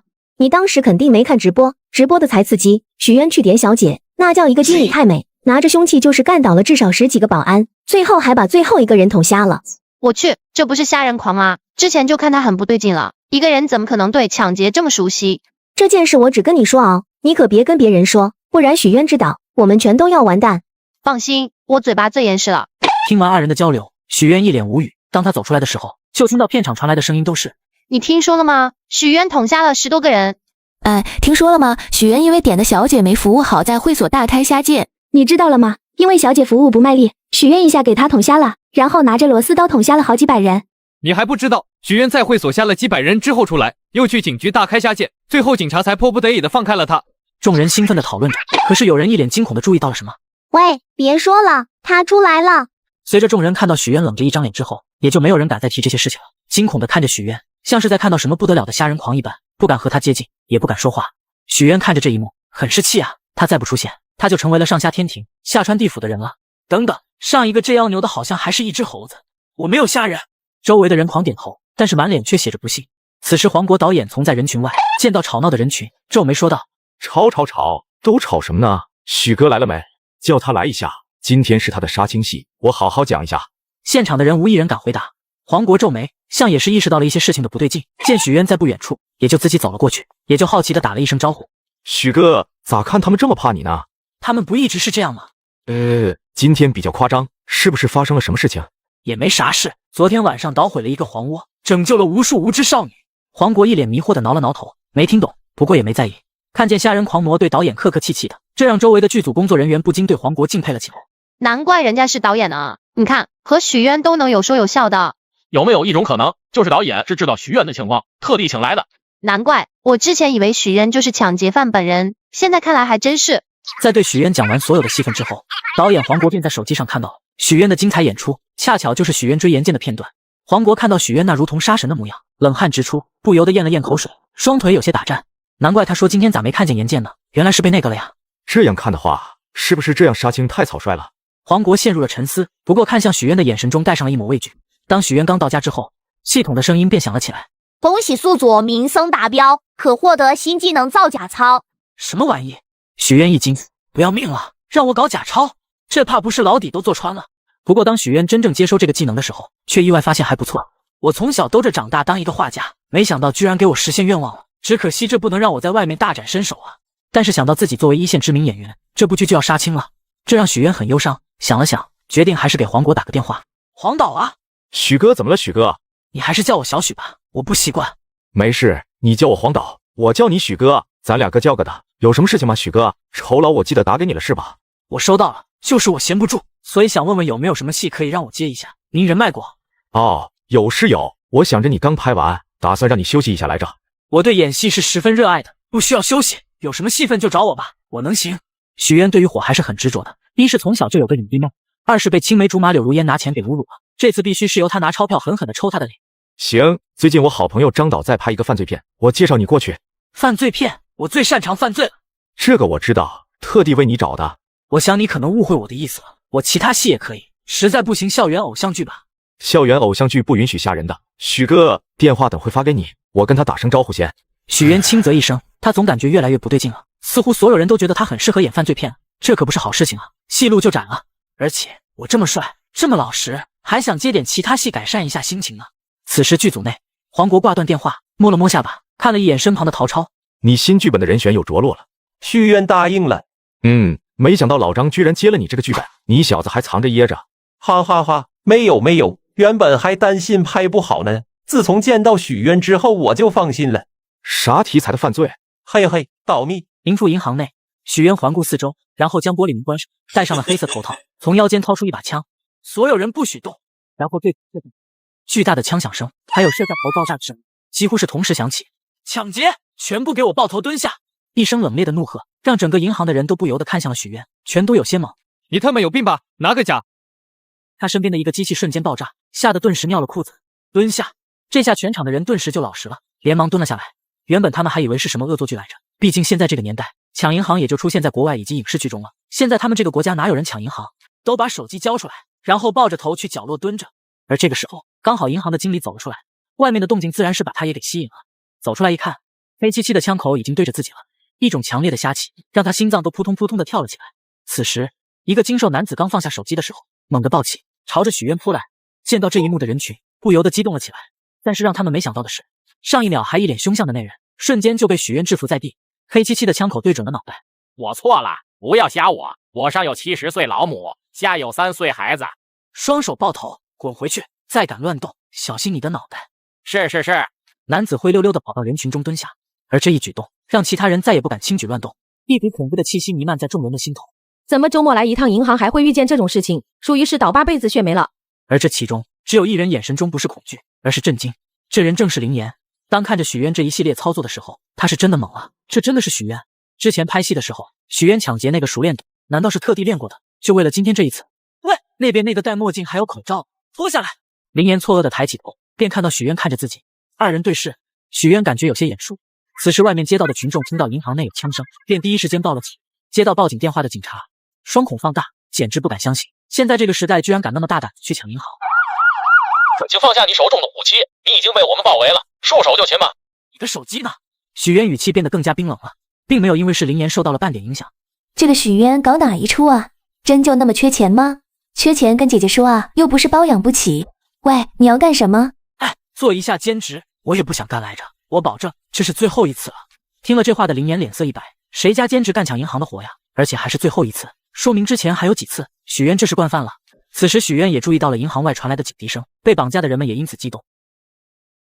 闭嘴！许渊冷冷地说道。看来重要人物已经到齐，这下可以大干一场了。沉默一会后，等到钱装好，随后许渊一把扔给林岩，去把这个对讲机给那些警察，出去之后直接跑，别回头，不然我瞎了你。许渊的冷声让林岩浑身一颤。队长，潜入不进去。杨队长派过去潜入银行的几个小队纷纷跑了回来。什么原因？那个人对银行极其了解，所有除大门外可能进来的通道都被堵死了。不能推开吗？推开了。其中一支小队的人有些尴尬地说道。我们推开之后就有一个警报器响了，然后就有枪声响起，而且我们发现推开的只是第1层，有一个先进装置在那里，可能要用到炸弹才能打开。杨队长心不由得沉了下来，顿时就知道了，这次人物的难度肯定不低了。现在只有2个办法，一个就是想办法进去，另外一个就是谈判了。后者是杨队长最不想见到的场景。突然银行的大门打开，一位戴着黑色头套的男子举着一把手枪放在了女子的头上。女子很漂亮，也很眼熟，而且手中还拿着一个对讲机。当2人出现的时候，整个警队顿时警觉，连忙将手中的枪对准过去。那女生连忙跑了出来，大门便再次关上了。没有给警察们半点冲进去的机会。而林岩跑来，警察们并没有放下警惕。不过很快有人看出，这不是林岩吗？我还看过他演的剧。安静。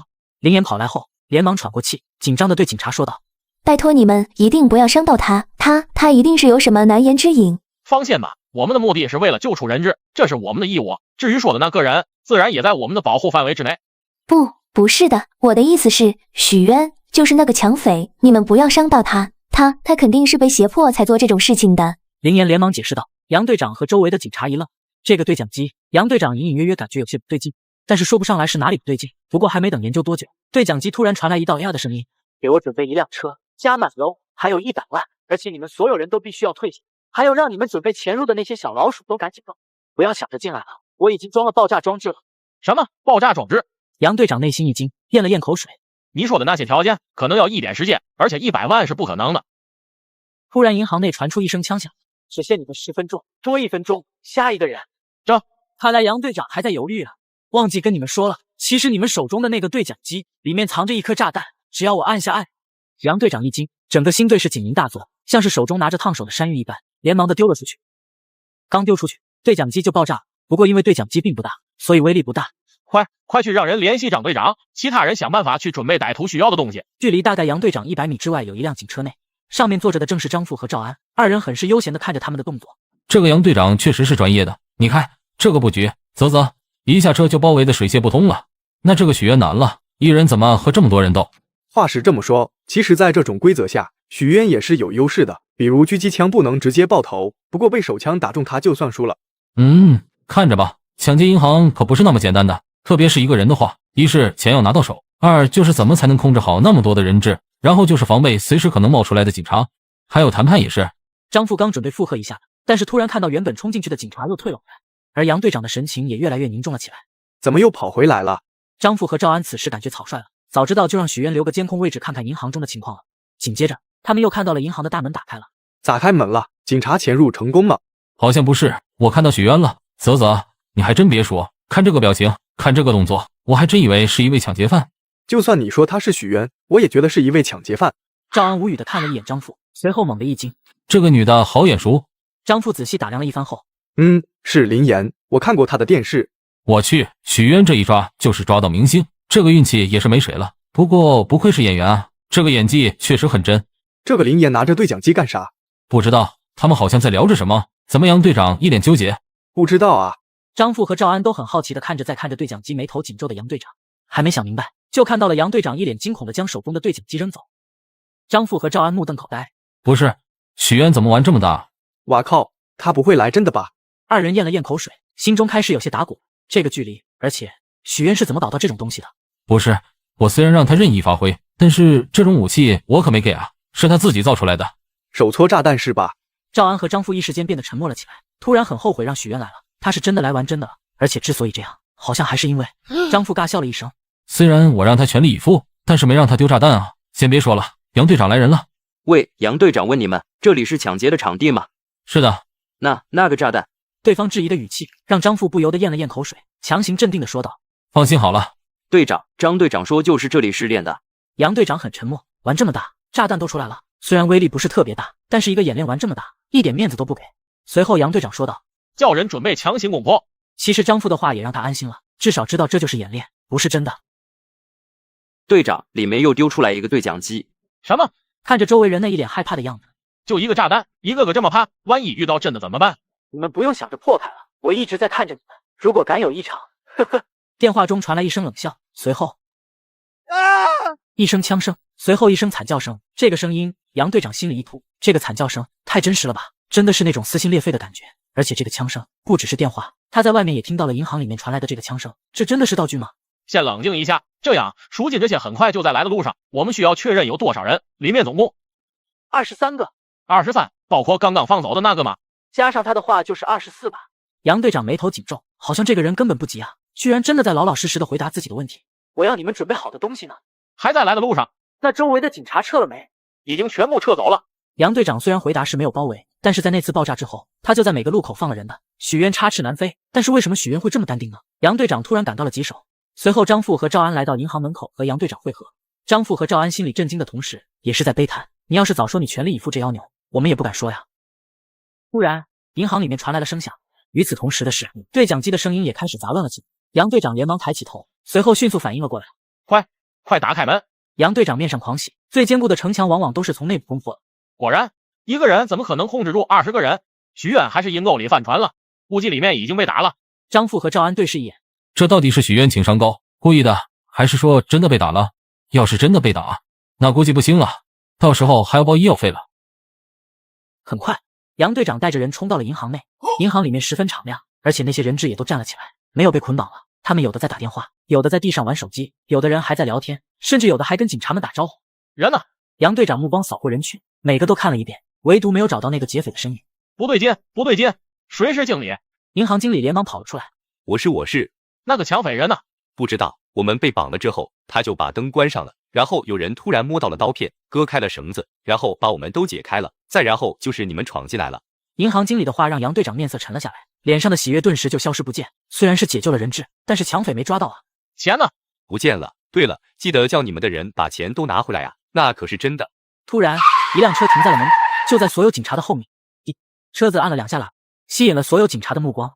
只见后备箱突然打开了，一个个银色箱子出现在了他们的视野之中。随后车窗降了下来，一个熟悉的身影出现在了他们面前。各位警察同志好啊，我刚刚表现还可以吧？毫无疑问，眼前这个人就是刚刚那个抢匪，他再次出现了。但是众人都沉默了，静静地看着他，无声胜有声。许渊很尴尬，都是误会，是张队长说让我全力以赴的。我想着大家都那么厉害，所以我也是全力，加上运气，才勉勉强强。如果是实战，我肯定不能这么嚣张的，甚至嚣张不过3秒。许渊在昨天的演戏中大放异彩，此刻的走在剧组里，仿佛自己已经成为了大明星。许哥，此时一个声音传来，许渊见状连忙摆了摆手，哎，别担不起啊，朱老师。此人正是许渊新戏剧组的老师。能否借一步，我们聊聊天？许渊看了看周围，确实有着不少人。那好吧，随后跟着朱成走了出去。这次的场地是在郊外，所以剧组外就很荒凉，周围都是荒地，没有什么遮挡物，一眼就能看出有没有人。跟在后面的许渊感觉不对劲，脑海中都是那些荒郊野地虾人埋尸的画面。许渊看了几眼朱成那瘦弱的模样，不屑地笑了笑。朱老师，可以了吧？抱歉，刚刚在想事情。随后看了看周围，确认没人之后，也就直接进入话题。徐哥，我猜你也是有抱负的吧，有野心的吧？你不觉得辛辛苦苦几个月，结果只赚那么几万块，很亏吗？许渊没有说话，只是看着他。不，你误会了。黄渤导演对待许渊还是很不错的，基本上都是给同价位最高的报酬。突然朱成说道，但是我这里有一条捷径，可以让我们从此摆脱贫穷，可以让我们不再为金钱烦恼，可以让我们有用不完的钱，泡不完的妞。什么捷径？跟我一起来造假钞吧。我们国家的美刀，纯正的美刀，我要你复制这张美刀。朱成从口袋掏出了一张纸币，许渊看了看，一眼就认出来这是新版美刀，新版的可不好做。哈哈，这就是我们找你的原因。我们？许渊疑惑地看着他，自然作为一位有野心，想要干出一番事业的人来说，怎么可能没有团队？朱成嘴角始终有着一抹自信的笑容。朱成看向远方，眼神中仿佛有着说不完的故事。许渊这才知道，他大爷的，这个家伙还是个戏精。有多少人？9个人。设备呢？已经齐了。缺什么？模板始终不对位。我懂了。什么时候？明天晚上。可以。地点？老地方。许渊沉默了半晌，最终忍不住问道：“你大爷，老地方是哪里？”徐哥，我手机发你地址，到时我来接你。此时警局内，最近怎么了？丧着个脸。虽然昨天被局长说了，但不还是给你们队的奖励了？赵安看着自己的伙伴张富，二人虽然在不同警队担任队长，但是二人警察聚在一起，当个饭搭子。别说了，最近根据情报，好像是有一伙人要开始造假钞了。造假钞？赵安皱着眉头。现在还有人搞这个？张富苦笑了一声。是啊，毕竟发家致富的都在刑法上嘛，总有人喜欢走捷径，也不知道是图什么。应该不是造我们的吧？谁知道呢？只知道可能有这么一伙人，但是具体的还要调查，这些天有的忙了。不好调查，其实也不好说，看顺不顺利吧。主要是这些人还挺机灵的，现在还没头绪，要是被局长知道了，又少不了一顿骂。没事，反正骂着就习惯了。张富没好气的看了他一眼。你是懂安慰人的。对了，关于许愿的那次事件的奖赏还没讨论好。这个啊，已经讨论好了，过几天送过去。你是不知道，当时那些领导震惊的表情有多好笑。张富脸有些抽搐，没办法，许愿那个事情实在是太奇葩了，换谁来都会有些绷不住。你和那导演联系的怎么样？给人家许愿上吗？别失约了。放心好了，联系好了，到时候应该会主动联系许愿的。那就行，我肚子有些疼，去上个厕所。张父突然捂着肚子走了。赵安吃完饭，等了一会，见张父还没回来。这个老登又逃单。晚上，月黑风高之夜，两道人影在一个阴暗的小巷子内。你怎么来了？我为什么不能来？你不该来的。可我还是来了。许渊敲了敲江小小的脑袋，有必要是这个画风吗？那还不是你先约我来小巷子的吗？我想着秘密交易好像都是这个画风，所以你打算带我做什么坏坏的事情？江小小扑闪着大眼睛，期待地看着许渊。什么坏坏的事情？你不要乱说呀！诽谤啊！小心我告你诽谤啊！许渊反应很大，虽然电影没有一部播出，我可是靠着演技吃饭，但怎么说自己颜值这么高，到时候电影播出难免女粉多，到时女粉吃醋了，攻击你就不好了。自己也是为江小小着想。就是那个。江小小很焦急，许渊无语地看着他，把他拉出了小巷子。说归说，别在小巷子说这些，不知道还以为我把你怎么了呢。不是你拉我进来的吗？这样说话你不觉得更加有格调吗？许渊一脸无语地看着江小小。第二天，朱成带着许渊和江小小走进了一家院子中。许渊看了一眼就确定了这就是造假钞的老窝。这熟悉的感觉，跟特么回到家一样。还以为这种犯罪团伙会很有逼格呢，可惜。许渊稍微打量了一下面前的坐在楼梯上的10几个人，只有少数比较壮的站在前面，其他相对来说就比较瘦弱，或者就是一个正常的中年男子。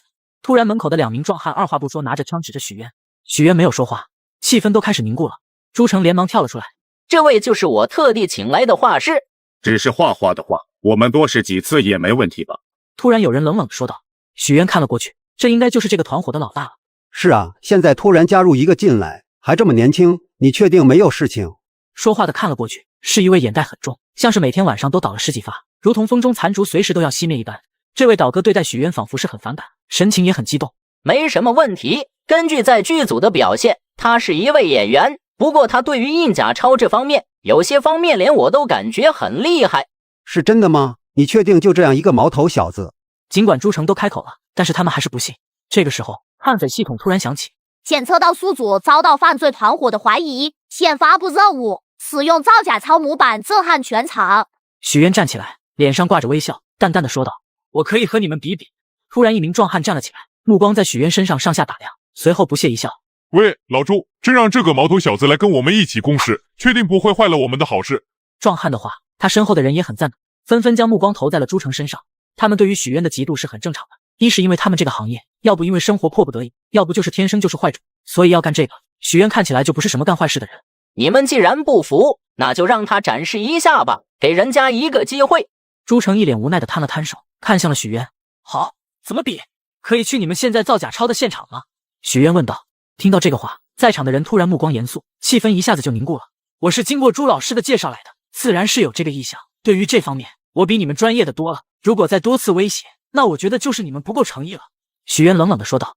好了，因为你还没入伙，自然那个地方是不允许进入的。不过给大家展示你的能力并不困难。说着，朱成指了指江小小背的包。你们可以比赛画画。说着，目光严肃地扫过其他人。再次说一遍，他是我招来的，你们不信任，我能理解。考验可以，但是不准刁难。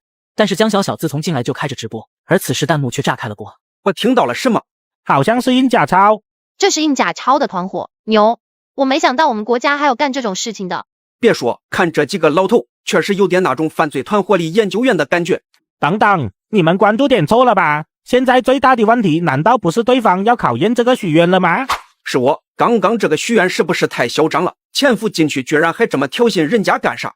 对啊，是骡子是马一测不就出来了吗？印假钞这玩意，许愿哪里会啊？那这个许愿不是完蛋了？这玩意一画就暴露了，到时别搞个小鸡啄米图。何止是许愿啊，主播也要完蛋了。你看那些大汉，肌肉比我脑袋还大。太鲁莽了，真的太鲁莽了。上次严剑那种只能算是小打小闹，这是真的玩命啊。此时江小小也悄然握紧了拳头，手心都有些出汗了。很快，朱成就拿了纸过来，许愿一下子就认出来了，这是无酸纸，和外面买的那种无酸纸不一样，这种是真正能做纸币的无酸纸。这老家伙是想要我直接展示实力啊！见许愿接过之后摸着纸有些沉默，朱成就知道自己的目的达到了。是真是假，试试就知道了。考验很简单，就是只需要他画出新版美刀就可以了。他不用照纸币来画吗？有人好奇地问道。刻在骨子里的东西不需要。许渊冷冷地说道。许渊的话让众人为之震惊。很快，许渊就在众人震惊的目光中画好了。江小小下意识地张大了嘴巴。许渊为啥会这么熟练啊？可以通过了吗？许渊看向朱成，欢迎你加入我们。此时，东海市警局内，张队长，有消息了。一个急冲冲的身影冲进了刑侦大队队长张富的办公室。张富疑惑地抬起头，根据群众举报，我们根据之前那些丢失仪器所推测的那一伙人，可能藏在新安村。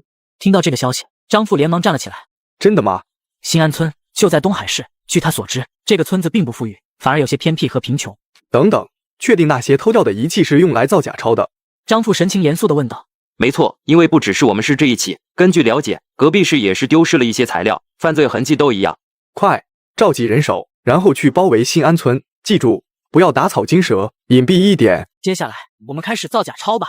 钞票的水印是在造纸的时候趁纸浆还没有凝固，用铁丝滚筒压出来的花纹。如果我们先做好水印，然后用2张纸把它夹住，3张压成1张，就可以做出钞票水印的效果了。倒个人傻了，随后回味许渊的话，恍然大悟。而身后懂得人一脸沉思，不懂的人则是一脸不明觉厉。虽然听不懂，但是感觉好厉害的样子。新版的美刀啊，变化很大，画像放大了50%，要准确到1/1000毫米。真钞用的无酸纸会变黄色。原本只有岛哥和朱成对于许渊佩服，随着许渊的渐渐讲解，身后跟着的那些人神情激动，看向许渊的眼神就像是在看一位绝世美人一般。对于许渊眼神中多了崇拜，多了恭敬。徐老师，我有个地方不懂。徐老师，可以教我吗？我最近有个难关没攻过去。徐老师。就在此时，警车稳稳地停在了距离新安村不远处，没有直接开进去，更没有放警笛。张富眉头紧皱，看着眼前的这个村子，心中有些拿捏不定。身边的一名警察突然说道：局长，我们怎么还不直接进去呀？知己知彼方能百战百胜，对方在哪，有多少人都不清楚，不能贸然行动。他们在地下室啊，大概20多个吧。张富愣了，难道自己一个队长知道的消息还没有刚来警局的人多？你这是哪来的消息？哪里传来的消息？是你推断的？那位年轻警察摸了摸鼻子，也没想到队长居然反应这么大。不是我推断的，我看直播看到的。年轻警察把手机递了过去了。什么直播？张富疑惑地接了过来，低头看着，就看到这群造假钞的喊着许渊老师。张富一时间没有看明白，疑惑地抬头看向了那位年轻警察。他和这个事件有什么关联吗？年轻警察因为是刚进来的，自然是不认识许渊，也不知道许渊和张富之间的联系，只是兴致勃勃地说道：这个许渊是个很行的人，队长你可能不懂，这个刑是刑法的刑哦。我也是最近才发现这个宝藏主播，这是他第2次开播，他现在就是成为了这些造假钞团伙的老师。对了，我就是看其中有一个人好像是被通缉的人。剩下的话，张富并没有仔细听完，而是一脸恍然大悟，突然联想到当时和赵安一起去许渊家里，邀请他参加银行演练的时候，在他家的抽屉发现的那些纸币。张富恶狠狠地看着许渊，心情很是激动，终于可以抓这个小子了。有办法锁定位置吗？可以的，队长，等会我去找人查一下。与此同时，许渊自然而然地去参观了朱成等人的其他秘密基地，比如他们的仓库、原材料场地、研究室啊等等地方，让许渊都有些后悔了。这些人也太热情了吧！稍等一下，要不这样，我给你们示范一下到底要怎么弄吧。听到这个话，众人眼前一亮，还有其他人吗？趁着这么多人，一起来看看吧。原本宽敞的地下室，此时渐渐地拥挤了起来。朱成第一次在他们这个组织见识到了纪律性，无论是那些桀骜不驯的研究员们，或者是那些彪悍的肌肉大汉，此时对于许渊都是言听计从的。众人也越来越期待，眼睛都不敢眨，屏息凝神地看着这一幕，等待他们预想中的事情发生。整个实验室突然黑了，陷入了一片混乱之中。我去，不知道为什么，我感觉我也好紧张啊。真的要成功了吗？成功会咋样啊？感觉成功可能性很大啊，这个许渊真的恐怖。队长，我们找到他们仓库了，但是没有人。张富点点头，沉声道：继续找。通过那几个仓库，张富就已经确定没有找错地方，但是却是始终找不到这些人现在所在的位置。所有的人散开，分别进行寻找。好的，队长。好在功夫不负有心人，最终还是找到了。队长，这里有个地下室，和直播间最后显示的画面好像。快走！随后，张富带着一堆人来到一个地下室附近。队长，下面有吵闹声。张富听到之后也很激动，连忙招呼人小心翼翼地朝着那个洞口走去。当他走近的时候，原本吵闹的声音又突然安静了下来。张富神色一变，不对，他们还有其他撤退的通道。1、2队跟我来，3、4队去寻找这周围是不是还有什么逃生的地方。作为经验丰富的老刑警，张富及时让自己冷静了下来。越到这个时候越不能急，从吵闹声判断的话，说明他们撤离的还不是特别快，但是也要防止被埋伏。有动静吗？刚去探情况的人跑了回来，那人有些懵，很安静，没人说话，不过我还是听到了不少身体扭动的声音。张富眉头紧皱，见那人欲言又止的模样。还有什么事情吗？我看了一下电路，是没有问题的，好像是他们那些人拉闸了。张富没好气地看了他一眼，肯定是对方拉闸了，不然还能是断电啊。张富说完，便招呼人不要急着进去，很有可能有埋伏，我带队，你们跟在我后面。张富语气十分平淡，像是突然想到什么一般，转过头对着他的司机刚入职的警察小李说道：“如果我有什么意外，帮我照顾一下小然。”对，队长。张富却头也不回走着，声音传来：“哭什么哭？我们的职责罢了。”随着张富行动，其他人也紧随其后。今天的风儿好大，沙子吹眼睛了。一行人朝着前面走去，小心谨慎，装备也带好了。张富走在最前面，没有犹豫，作为了先锋，目光阴冷，借着带来微弱的灯光，朝着后面打着手势。去看看电源开关在哪里。随着距离越来越近，张富的心跳也越来越快。张富有预感，这一战很有可能成为他一生之中最危险的一场战斗之一。那些雇佣的肌肉男们可不简单，这种人如果给一把枪，那可能就不是他们刑警大队来了。张富心里一狠，直接冲了过去，一脚踹开了大门。谁？我看到你了，出来吧！张富大声喊道，半天却没有人回应。我们已经知道你们的想法了，无非就是想要埋伏我，没用的。这个村子已经被我们包围了，布下天罗地网，你们逃不了的。张富冷笑了一声，决定使用心理战。你们受过专业训练，一定知道我们是有枪的，我们并不愿意随意开枪。如果你们只是拖延时间，目的已经达到了，反正那些人也被我派出去的人截住了。就在这个时候，一道兴奋的声音传来：“队长，找到开关了，还真是有人偷关了。既然你不肯自己出来，那别怪我们不客气了。你们的位置，我们早就了如指掌了。”说着，整个地下室的灯光随之一亮。张富艰难地睁开了眼睛，想要看清眼前的一切。他愣住了，他傻掉了，因为他看着一个个被绑着的身影。当张富开灯的那一刻，许渊刚好把最后一个绑好，而恰好这个时候，不远处一个门打开了。江小小嘟囔着说道：“你叫我把电关了干啥？我上厕所都好不方便啊。”紧接着，他又看了看许渊脚下被绑着的一个个熟悉的人影。不是，张队长怎么来了？我到底要不要说我听到的那些话呀？我该不该回答呀？会不会给我穿小鞋啊？后面来的警察们看着这一幕也变得有些不知所措了。张队长挺巧的，没想到这里遇到你了。今天天气不错，吃饭了吗？果然人的悲欢并不相通。但是我想问，为什么要抓我进来？哟，这不是大名鼎鼎的许渊吗？怎么又进来了？在进去的路上，刚好碰到下班的赵安。赵队长，你可要为我做主啊！我明明帮他解决了一帮团伙，没想到这家伙卸磨杀驴啊！赵安表情始终带着一抹笑意，嘴角怎么都下不来，一脸绷不住的样子。他这是又咋了？不知道是刑侦大队那边的交给我们的，要我们先押进去。看押过来的同志还挺严肃的，他应该又去抢劫了吧？喂，诽谤啊！我要告你诽谤啊！这个警察说完之后，赵安居然一脸认同的点了点头，他居然信了，这给许渊郁闷坏了。第二天一大早，张富才回到局里休息。许渊咋样了？我记得我跟你们说过要好好对待，不能用对待罪犯的方式对待他。他只是有嫌疑，而且还对我们有帮助，有功的。放心吧，队长，刚刚我们的人去看了，睡得很安详，还流口水了，甚至还说着梦话呢。说到梦话这里，跟张富汇报的那位警察显然神情变得犹豫了起来。说了什么梦话？这真的要说吗？快说！人在睡梦中，有的时候是很有可能透露出一些重要情报的，这对我们很重要。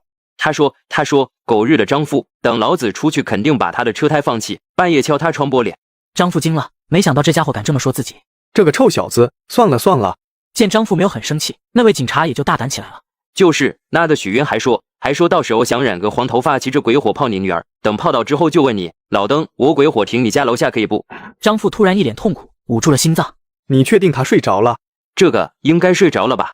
随后张富来到了许渊的审讯室门口，就看到了在桌子上吃着早餐的许渊，吃东西声音还越来越大，甚至看着许渊的那几名警察都咬牙切齿地看着许渊。他是来度假的吗？队长，不是你说要好好对待吗？他说他有些饿了，然后我就给他买了个早餐。许渊这才抬起头。张队长，你来了，吃早餐没？要不一起吃？烤小鸡哦，嘎嘎好吃。不用了。没事，我不嫌弃你。再说了，我这份还有一些，给你吃。你为什么会画钞票？我喜欢画画，会画钞票很正常吧？这两者有什么关系吗？当然，画钞票也是画画呀。那你在家里的那些也是随便画画的？许渊一愣，点点头。那些只是我练手的。拿钞票练手？那你为什么会使用那些造假钞的技术？看过相关书籍，可能是天赋比较好吧。那你潜入进去的目的是什么？当然是为民除害了。那你为什么开着直播？因为要帮助江小小，她新开了一个系列，就是专门冒险直播的。我想着带她一起，天赋好，随便你们调查，清者自清。我只是操作熟练。再说了，我可没有造假钞啊，我只是随便动设备而已，又没成功。张富一脸黑线，没想到这种事情居然还能让他圆得天衣无缝。对了，张队长，那个综艺联系了，不过要1-2个月后吧，到时候会联系你的。嘿嘿，谢谢张队长。此时柳如烟坐在阳台沙发上，她的身体婀娜多姿，如同雕塑般完美。她的线条流畅，从颈部到肩膀，再到手臂，每一处都流露出一种优雅和力量。她的腰身纤细，仿佛一只手就能轻轻握住，而那挺翘的臀部则像是精心雕琢的艺术品。作为从小玩到大的青梅竹马，虽然自己拒绝了对方的表白，但就是拒绝之后，许渊远离了他，去到了东海市发展之后，自己对于许渊就愈发的想念了。随后便给许渊转账之后，便说道：“你怎么这么傻？不就是拒绝你表白吗？至于去学这些东西吗？”刚出局子的许渊看到柳如烟的话，闭脸问号，然后便接受了转账。柳如烟一脸震惊：“你居然没有进局子？麻烦把你那问号去掉，难道在你眼中我是经常去局子里的人吗？”随后柳如烟又给许渊转账了1万。富婆又续费了，看来自己要拿出12分精神了。只是短短几句交流，就让对方直接为我转账，这就是实力。许渊骑到家的附近，黑暗之中，突然一个车灯亮起，许渊遮了遮眼，再次看去时，发现他已经被这些车灯给包围了。许渊愣住了，难道我被包围了？MD， 好闪，都闪瞎我的钛合金眼了。许渊的手也下意识地放在了腰间，发现没有退路，来的至少有10几个人左右。许渊回想了一下，难道自己得罪了什么人，特地来报复他的？此时延续的身影从中走了出来，脸上笑嘻嘻的。许渊心里1万头草泥马飞过，你来干什么？我没有你联系方式呀，只能在你家堵你了。而且许哥，你不觉得这样子很酷吗？被这么多车灯包围着。不，我只觉得你是个傻呆。说吧，找我什么事情？嘿嘿，其实不是我要找你。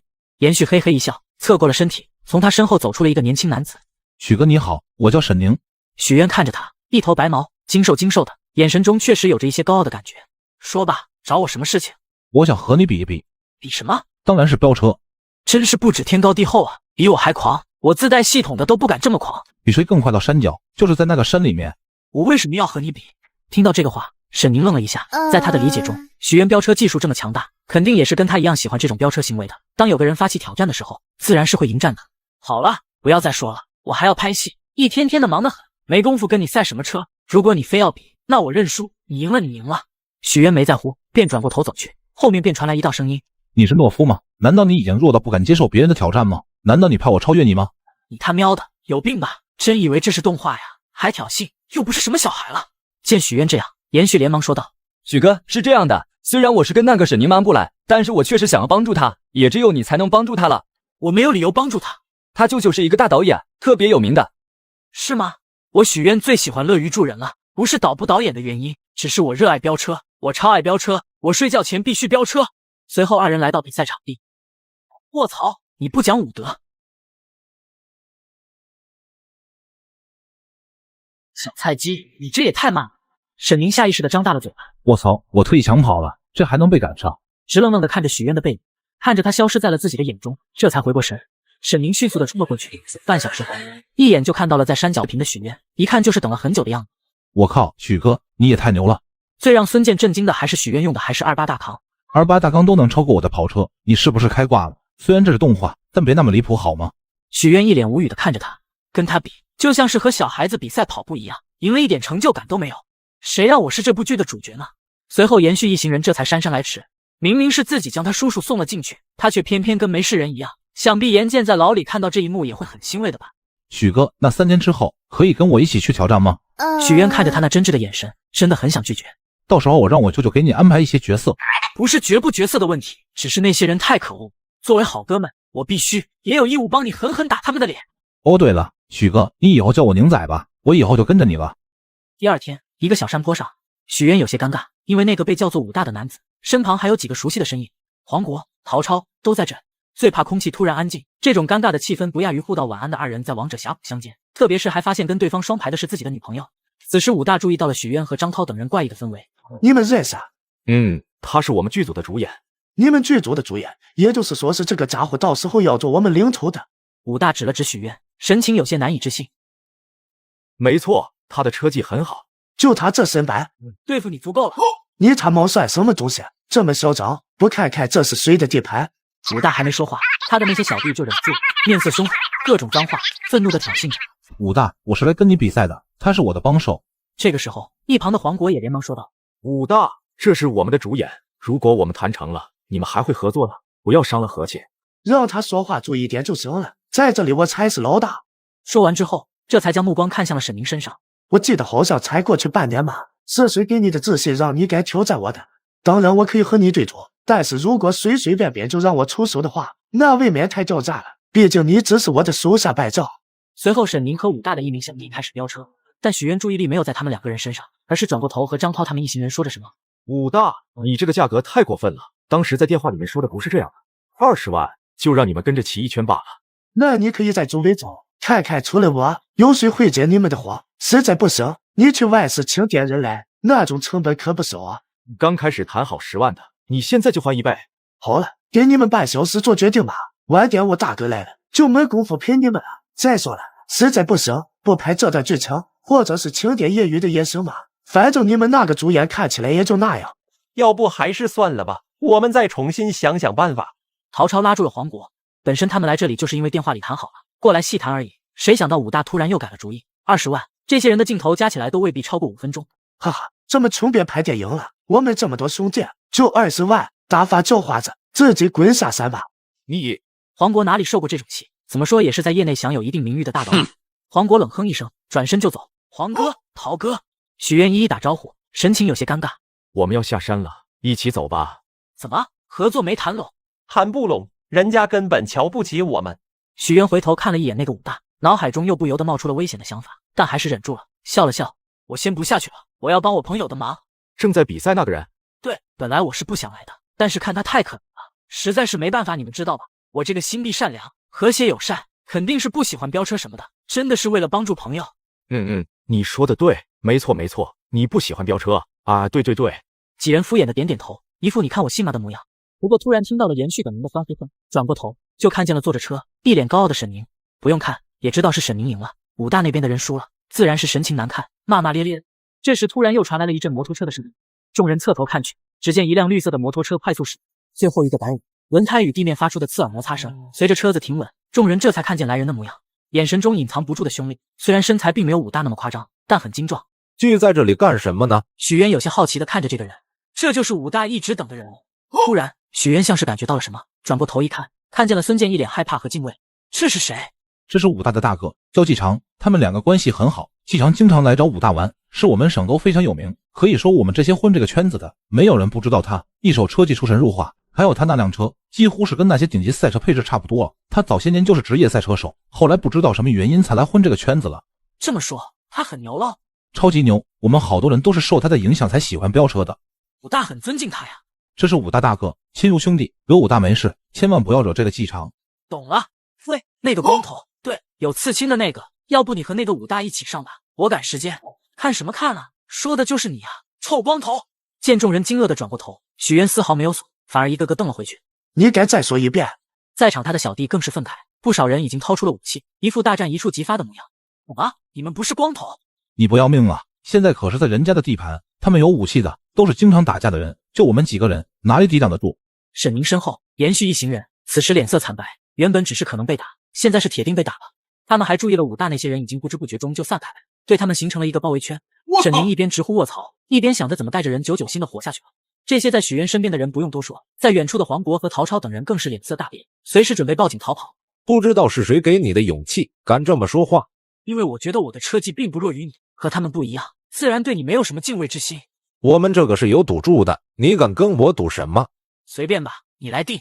算了，你这样也输不到哪里去，输了给我们打杂1年吧。如果你赢了，刚刚的事情就既往不咎了。再加一个条件吧，如果我赢了，你们给我打杂1年吧。我瞒。没错，你们在场的所有人。期待你给我打杂的那1年，不要抱着侥幸心理哦。就算跑到天涯海角，我也会找到你的。这许渊能赢吗？豪超弱弱的问道。不知道啊，我只知道他车技肯定是可以的，毕竟能做那么多特技。但是这种飙车比赛和正规的比赛，或者是会特技的，差别还是很大的。哎，许渊不就是爱造假钞，凶一点，喜欢抢劫吗？哎，这下怎么办啊？糊涂啊！要不我们报警吧？肯定要报警啊！这样下去，许渊不就毁了？两人最后还是选择了报警。喂，110吗？这里有人非法飙车。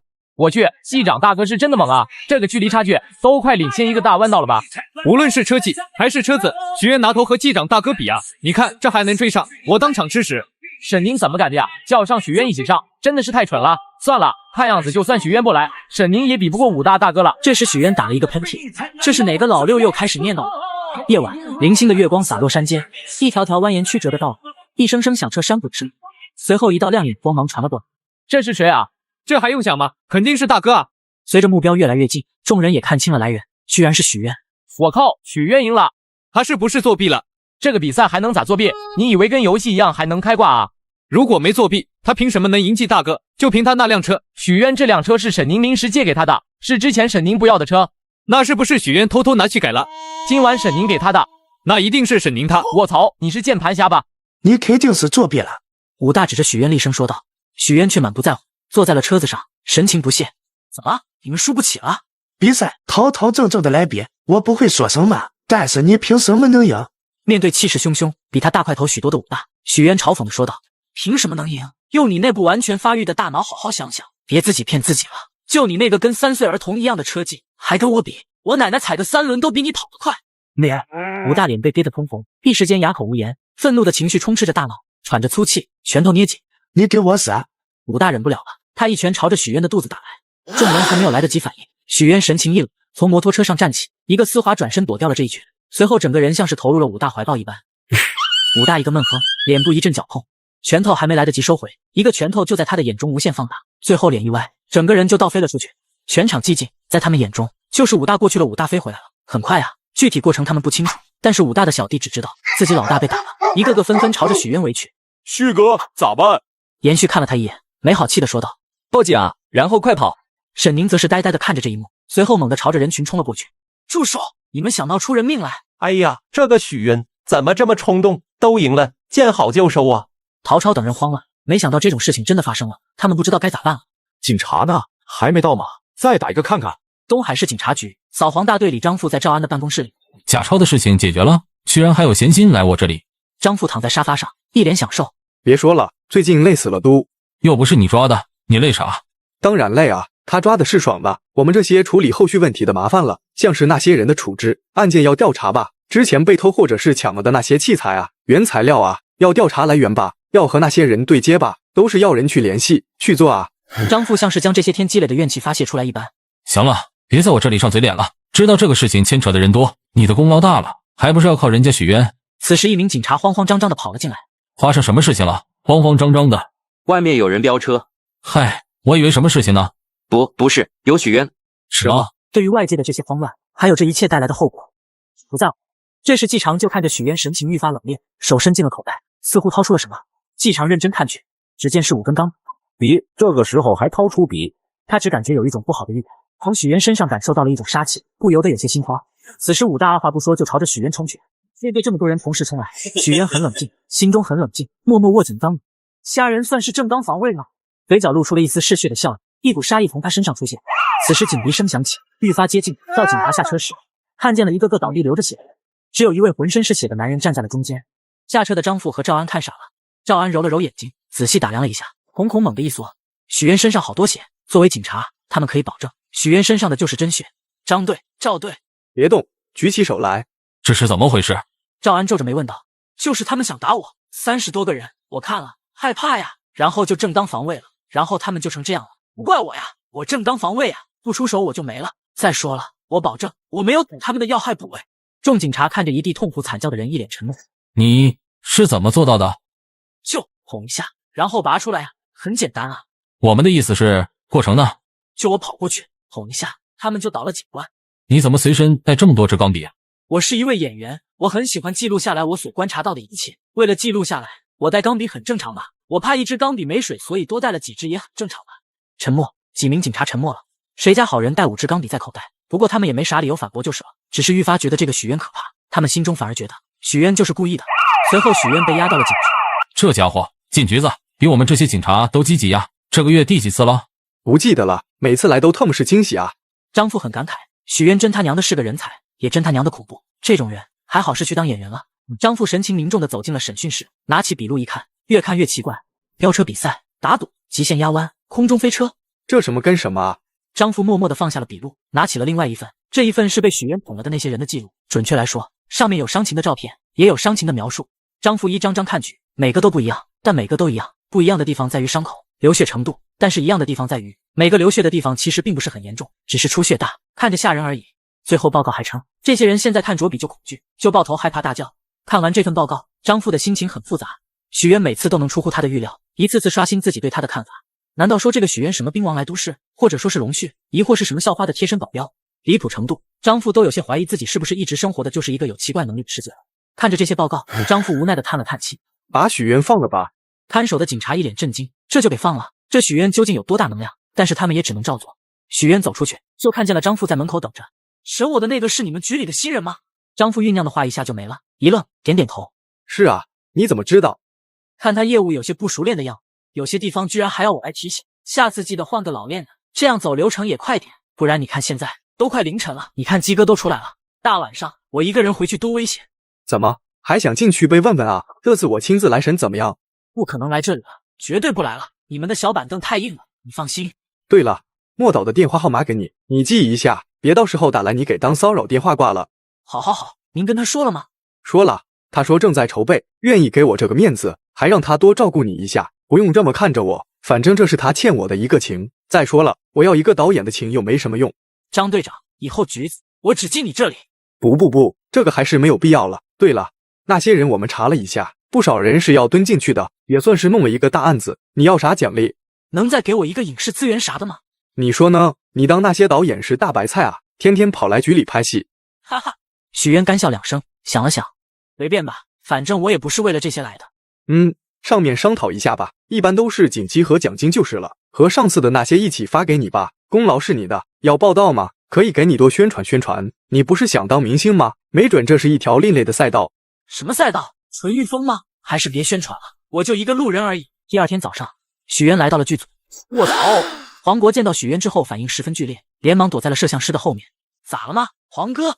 爷，你是我哥，许哥有什么吩咐？亲眼目睹了许渊的所作所为，黄国浑身发抖，让他第一次感受到电影中或者是小说中那些所谓的杀气。我接下来要干什么？你先去拿一下道具吧，等一会就开拍了。说完，黄国立马就溜了。随后，许渊来到道具组。许渊看了一眼下面摆着的那么多的东西，好奇地问道：“哪个是我的道具？”负责道具的是一个精瘦的跟猴子一样的男人。上面有标签，不会自己看啊？许渊拿起一把枪，掂量了一下，皱着眉头说道：“你这枪太假了。”废话，本来就假枪，我还能给你找一把新的。不是，你特么来找茬的是不是？猴子男怒气冲冲。许渊从道具中掏出了一把西瓜刀，没有说谎，浑身散发着冷冽的气息。猴子男咽了咽口水：“你很懂枪吗？这个西瓜刀还不错，看着有些真。”忽然，许渊注意到一个定时炸弹。你这个炸弹不对。你一个臭演戏的，懂什么道具？导演都说没问题，就你在挑刺。这时，围观的吃瓜群众开始越来越多。这许渊干啥？猴子惹他了吗？可能是成为主演飘了吧，觉得自己和导演有关系就肆意妄为。最看不惯这种关系户了，嚣张得很，根本没法正常交流。我之前遇到几个也是这样，居然还问刀要用折叠刀，为什么不能直接捅进去？这样画面更加真实。众人议论纷纷，这个线路太乱，根本不知所谓。像是这个红线，根本形成不了一个电路，然后里面也是空的。其实我觉得可以加点真的进去。还有这根线，就我们这些条件，怎么可能做出炸弹？谁说做不了的？只要一些日常生活中就能遇到的材料，就足够做一个炸弹了。许渊一说完，全场都愣着。这许渊是不是脑子进水了？就是，炸弹能轻而易举地制作吗？就算知道制作方法，但材料也是管控的。随后，系统的声音突然响起：恭喜宿主获得炸弹人系统，检测到宿主正面临制作炸弹，自动激活炸弹人系统。许渊两眼一黑，虽然艺术就是爆炸，但是这不是动画呀。我只是想要当一位简简单单的演员，有那么难吗？这下我感觉我像一个行走的恐怖分子。接下来让我们开始制作炸弹吧。以下内容涉及保密，所以做打码处理。原本大家都以为许渊是在开玩笑，但是讲着讲着，他们就感觉不对劲了。在场有着不少懂化学的，更是脸色大变。猴子男更别说了，脸色直接一白。哥，你是我亲哥，你就饶了我吧，我就一个臭制作道具的，没想吓人啊。随着猴子男声泪俱下的表演，许渊这才从分享一些生活中的小知识的状态恢复过来，看着周围一脸震惊，脸色发白，呆呆看住他的人群。哈哈，开玩笑的，开玩笑的，大家千万不要一个人在没有人的小院子做，也不要匿名在网络上搞哦，很危险的。众人沉默无言的看着许渊。其实我是看生活小知识学习的。众人还是沉默。就在众人沉默的时候，这时候黄国连忙挤了进来。哎，你们没事吧？许渊呢？动手了吗？黄国说完，却发现现场很安静，也没有他所想象的那些斗殴，也没有人血流如注，被钢笔捅。哎，猴子，你怎么跪地上了？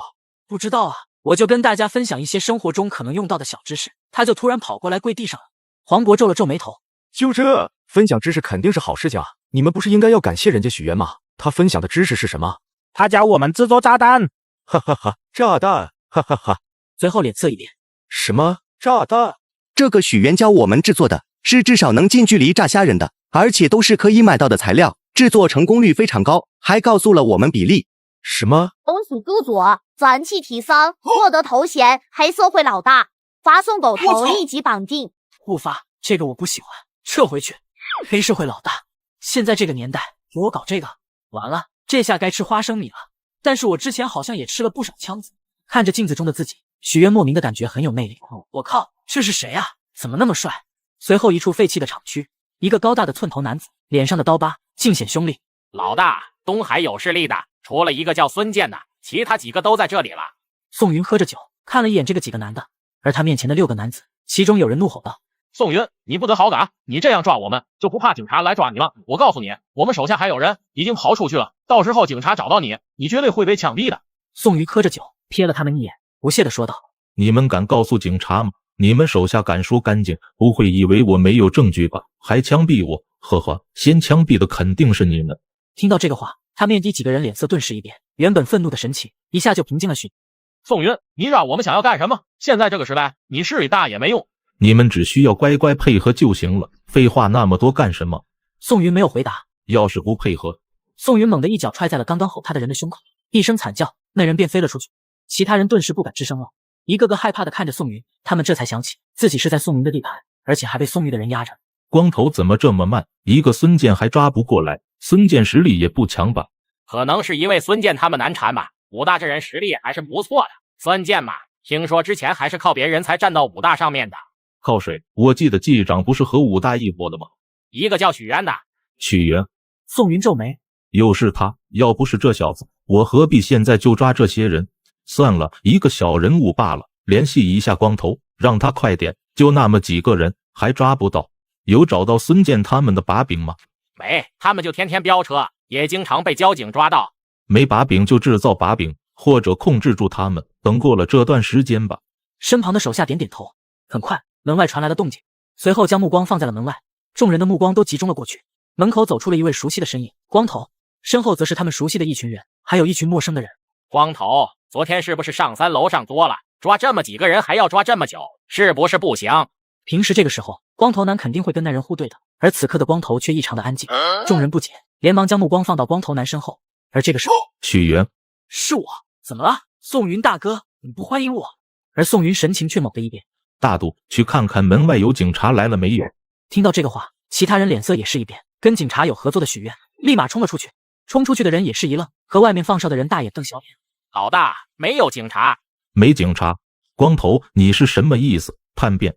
不是叛变，本来我就不想跟你的，是你强行收服我的，我现在才是真心跟着我的许老大。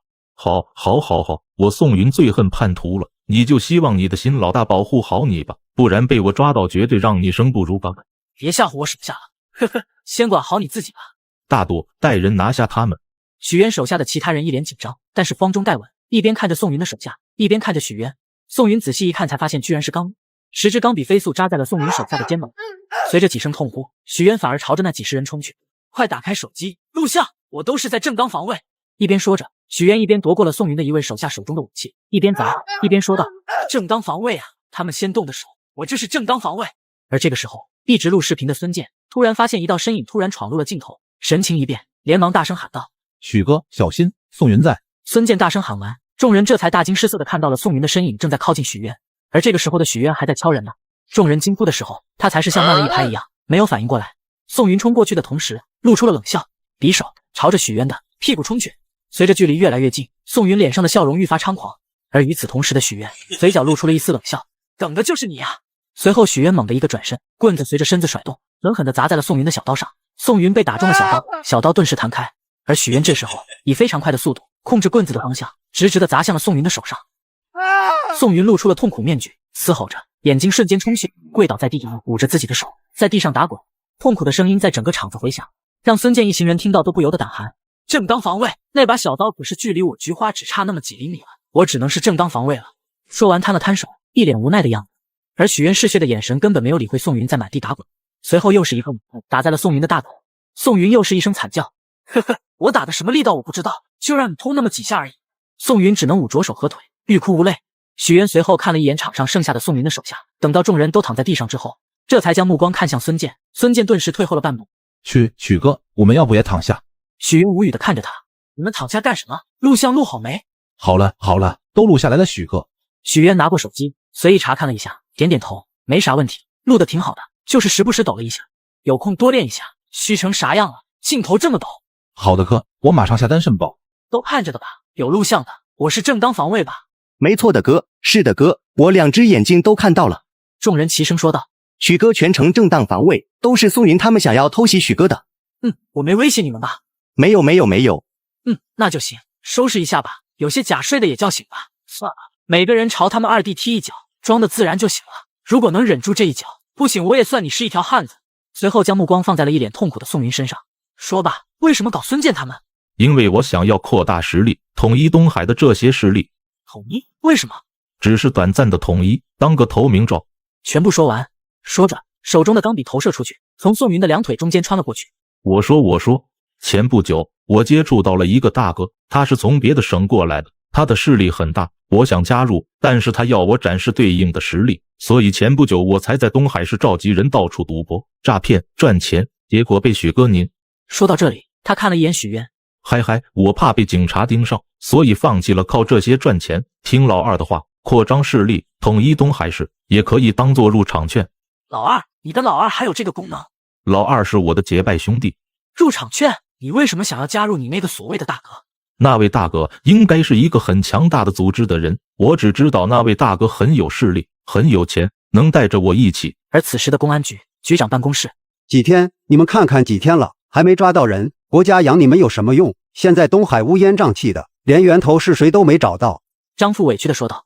局长，不好找啊，那人很警惕啊，而且现在我们带队抓人之后，东海市那种诈骗和赌博少了很多了。还敢顶嘴？不管你们用什么手段，限时3天，一定要给我找到线索，告诉我是谁干的。东海市怎么可能让人这样随便捣乱？听到没，张富？是，局长。不了解那个所谓的大哥。他给我展示了一下雄厚的财力，亲眼所见，那次是我去云省出差接触到的。云省有势力？许渊神情怪异了起来。你确定不是诈骗？确定不是，因为我之前就认识他了，就是他帮助我起家的，在我从职业出来之后，就是他帮助我在东海起家的。而这个时候，宋云神情有些疯狂。你放了我，我们一起合作，我可以把你引荐给大哥，到时候我们一起吃香喝辣，不比做你那个什么明星好多了，有钱了，那些所谓的女明星不都是随便找？什么玩意还想当我大哥？我是他大哥还差不多。随后恐怖的气势席卷整个场子，而宋云感到腿软，神情逐渐变得恐惧。许大哥。这时候孙健也是一脸的惊讶。这不是钱多无语他们吗？许哥他们确实是附近有名的几个势力，虽然没有明目张胆的欺男霸女，但是暗地里没少做龌龊的事情。不是的哥，我们算了，你们走吧，留下个联系方式，回去老老实实的，再敢乱来我会找上你们的。老大，那我们先走了。好了，找个人去拿东西把这些人绑起来，然后等警察来就行了。许渊想了想，算了，还是我们亲自带过去吧，不然怎么彰显我的功劳？队长，许渊来了。张富疑惑地看着那个人。咋了？许渊吓人了，还是又犯罪了？怎么又被抓了？先看看是不是误会啊？张富想了想，许渊来就来了，为啥要特地跑过来找我？他们不是都说你和许渊关系好吗？赵队长，他们也说要我找你，刚好你也在，太好了。2个队长无语地看着他。他又给我整什么幺蛾子？这才过了多久，怎么又来局里了？真当成自己家啊？没一会，张富和赵安来到了公安局门口。许渊前方是一个被绳子捆绑住了的人，这个人张富神情一变，是宋云。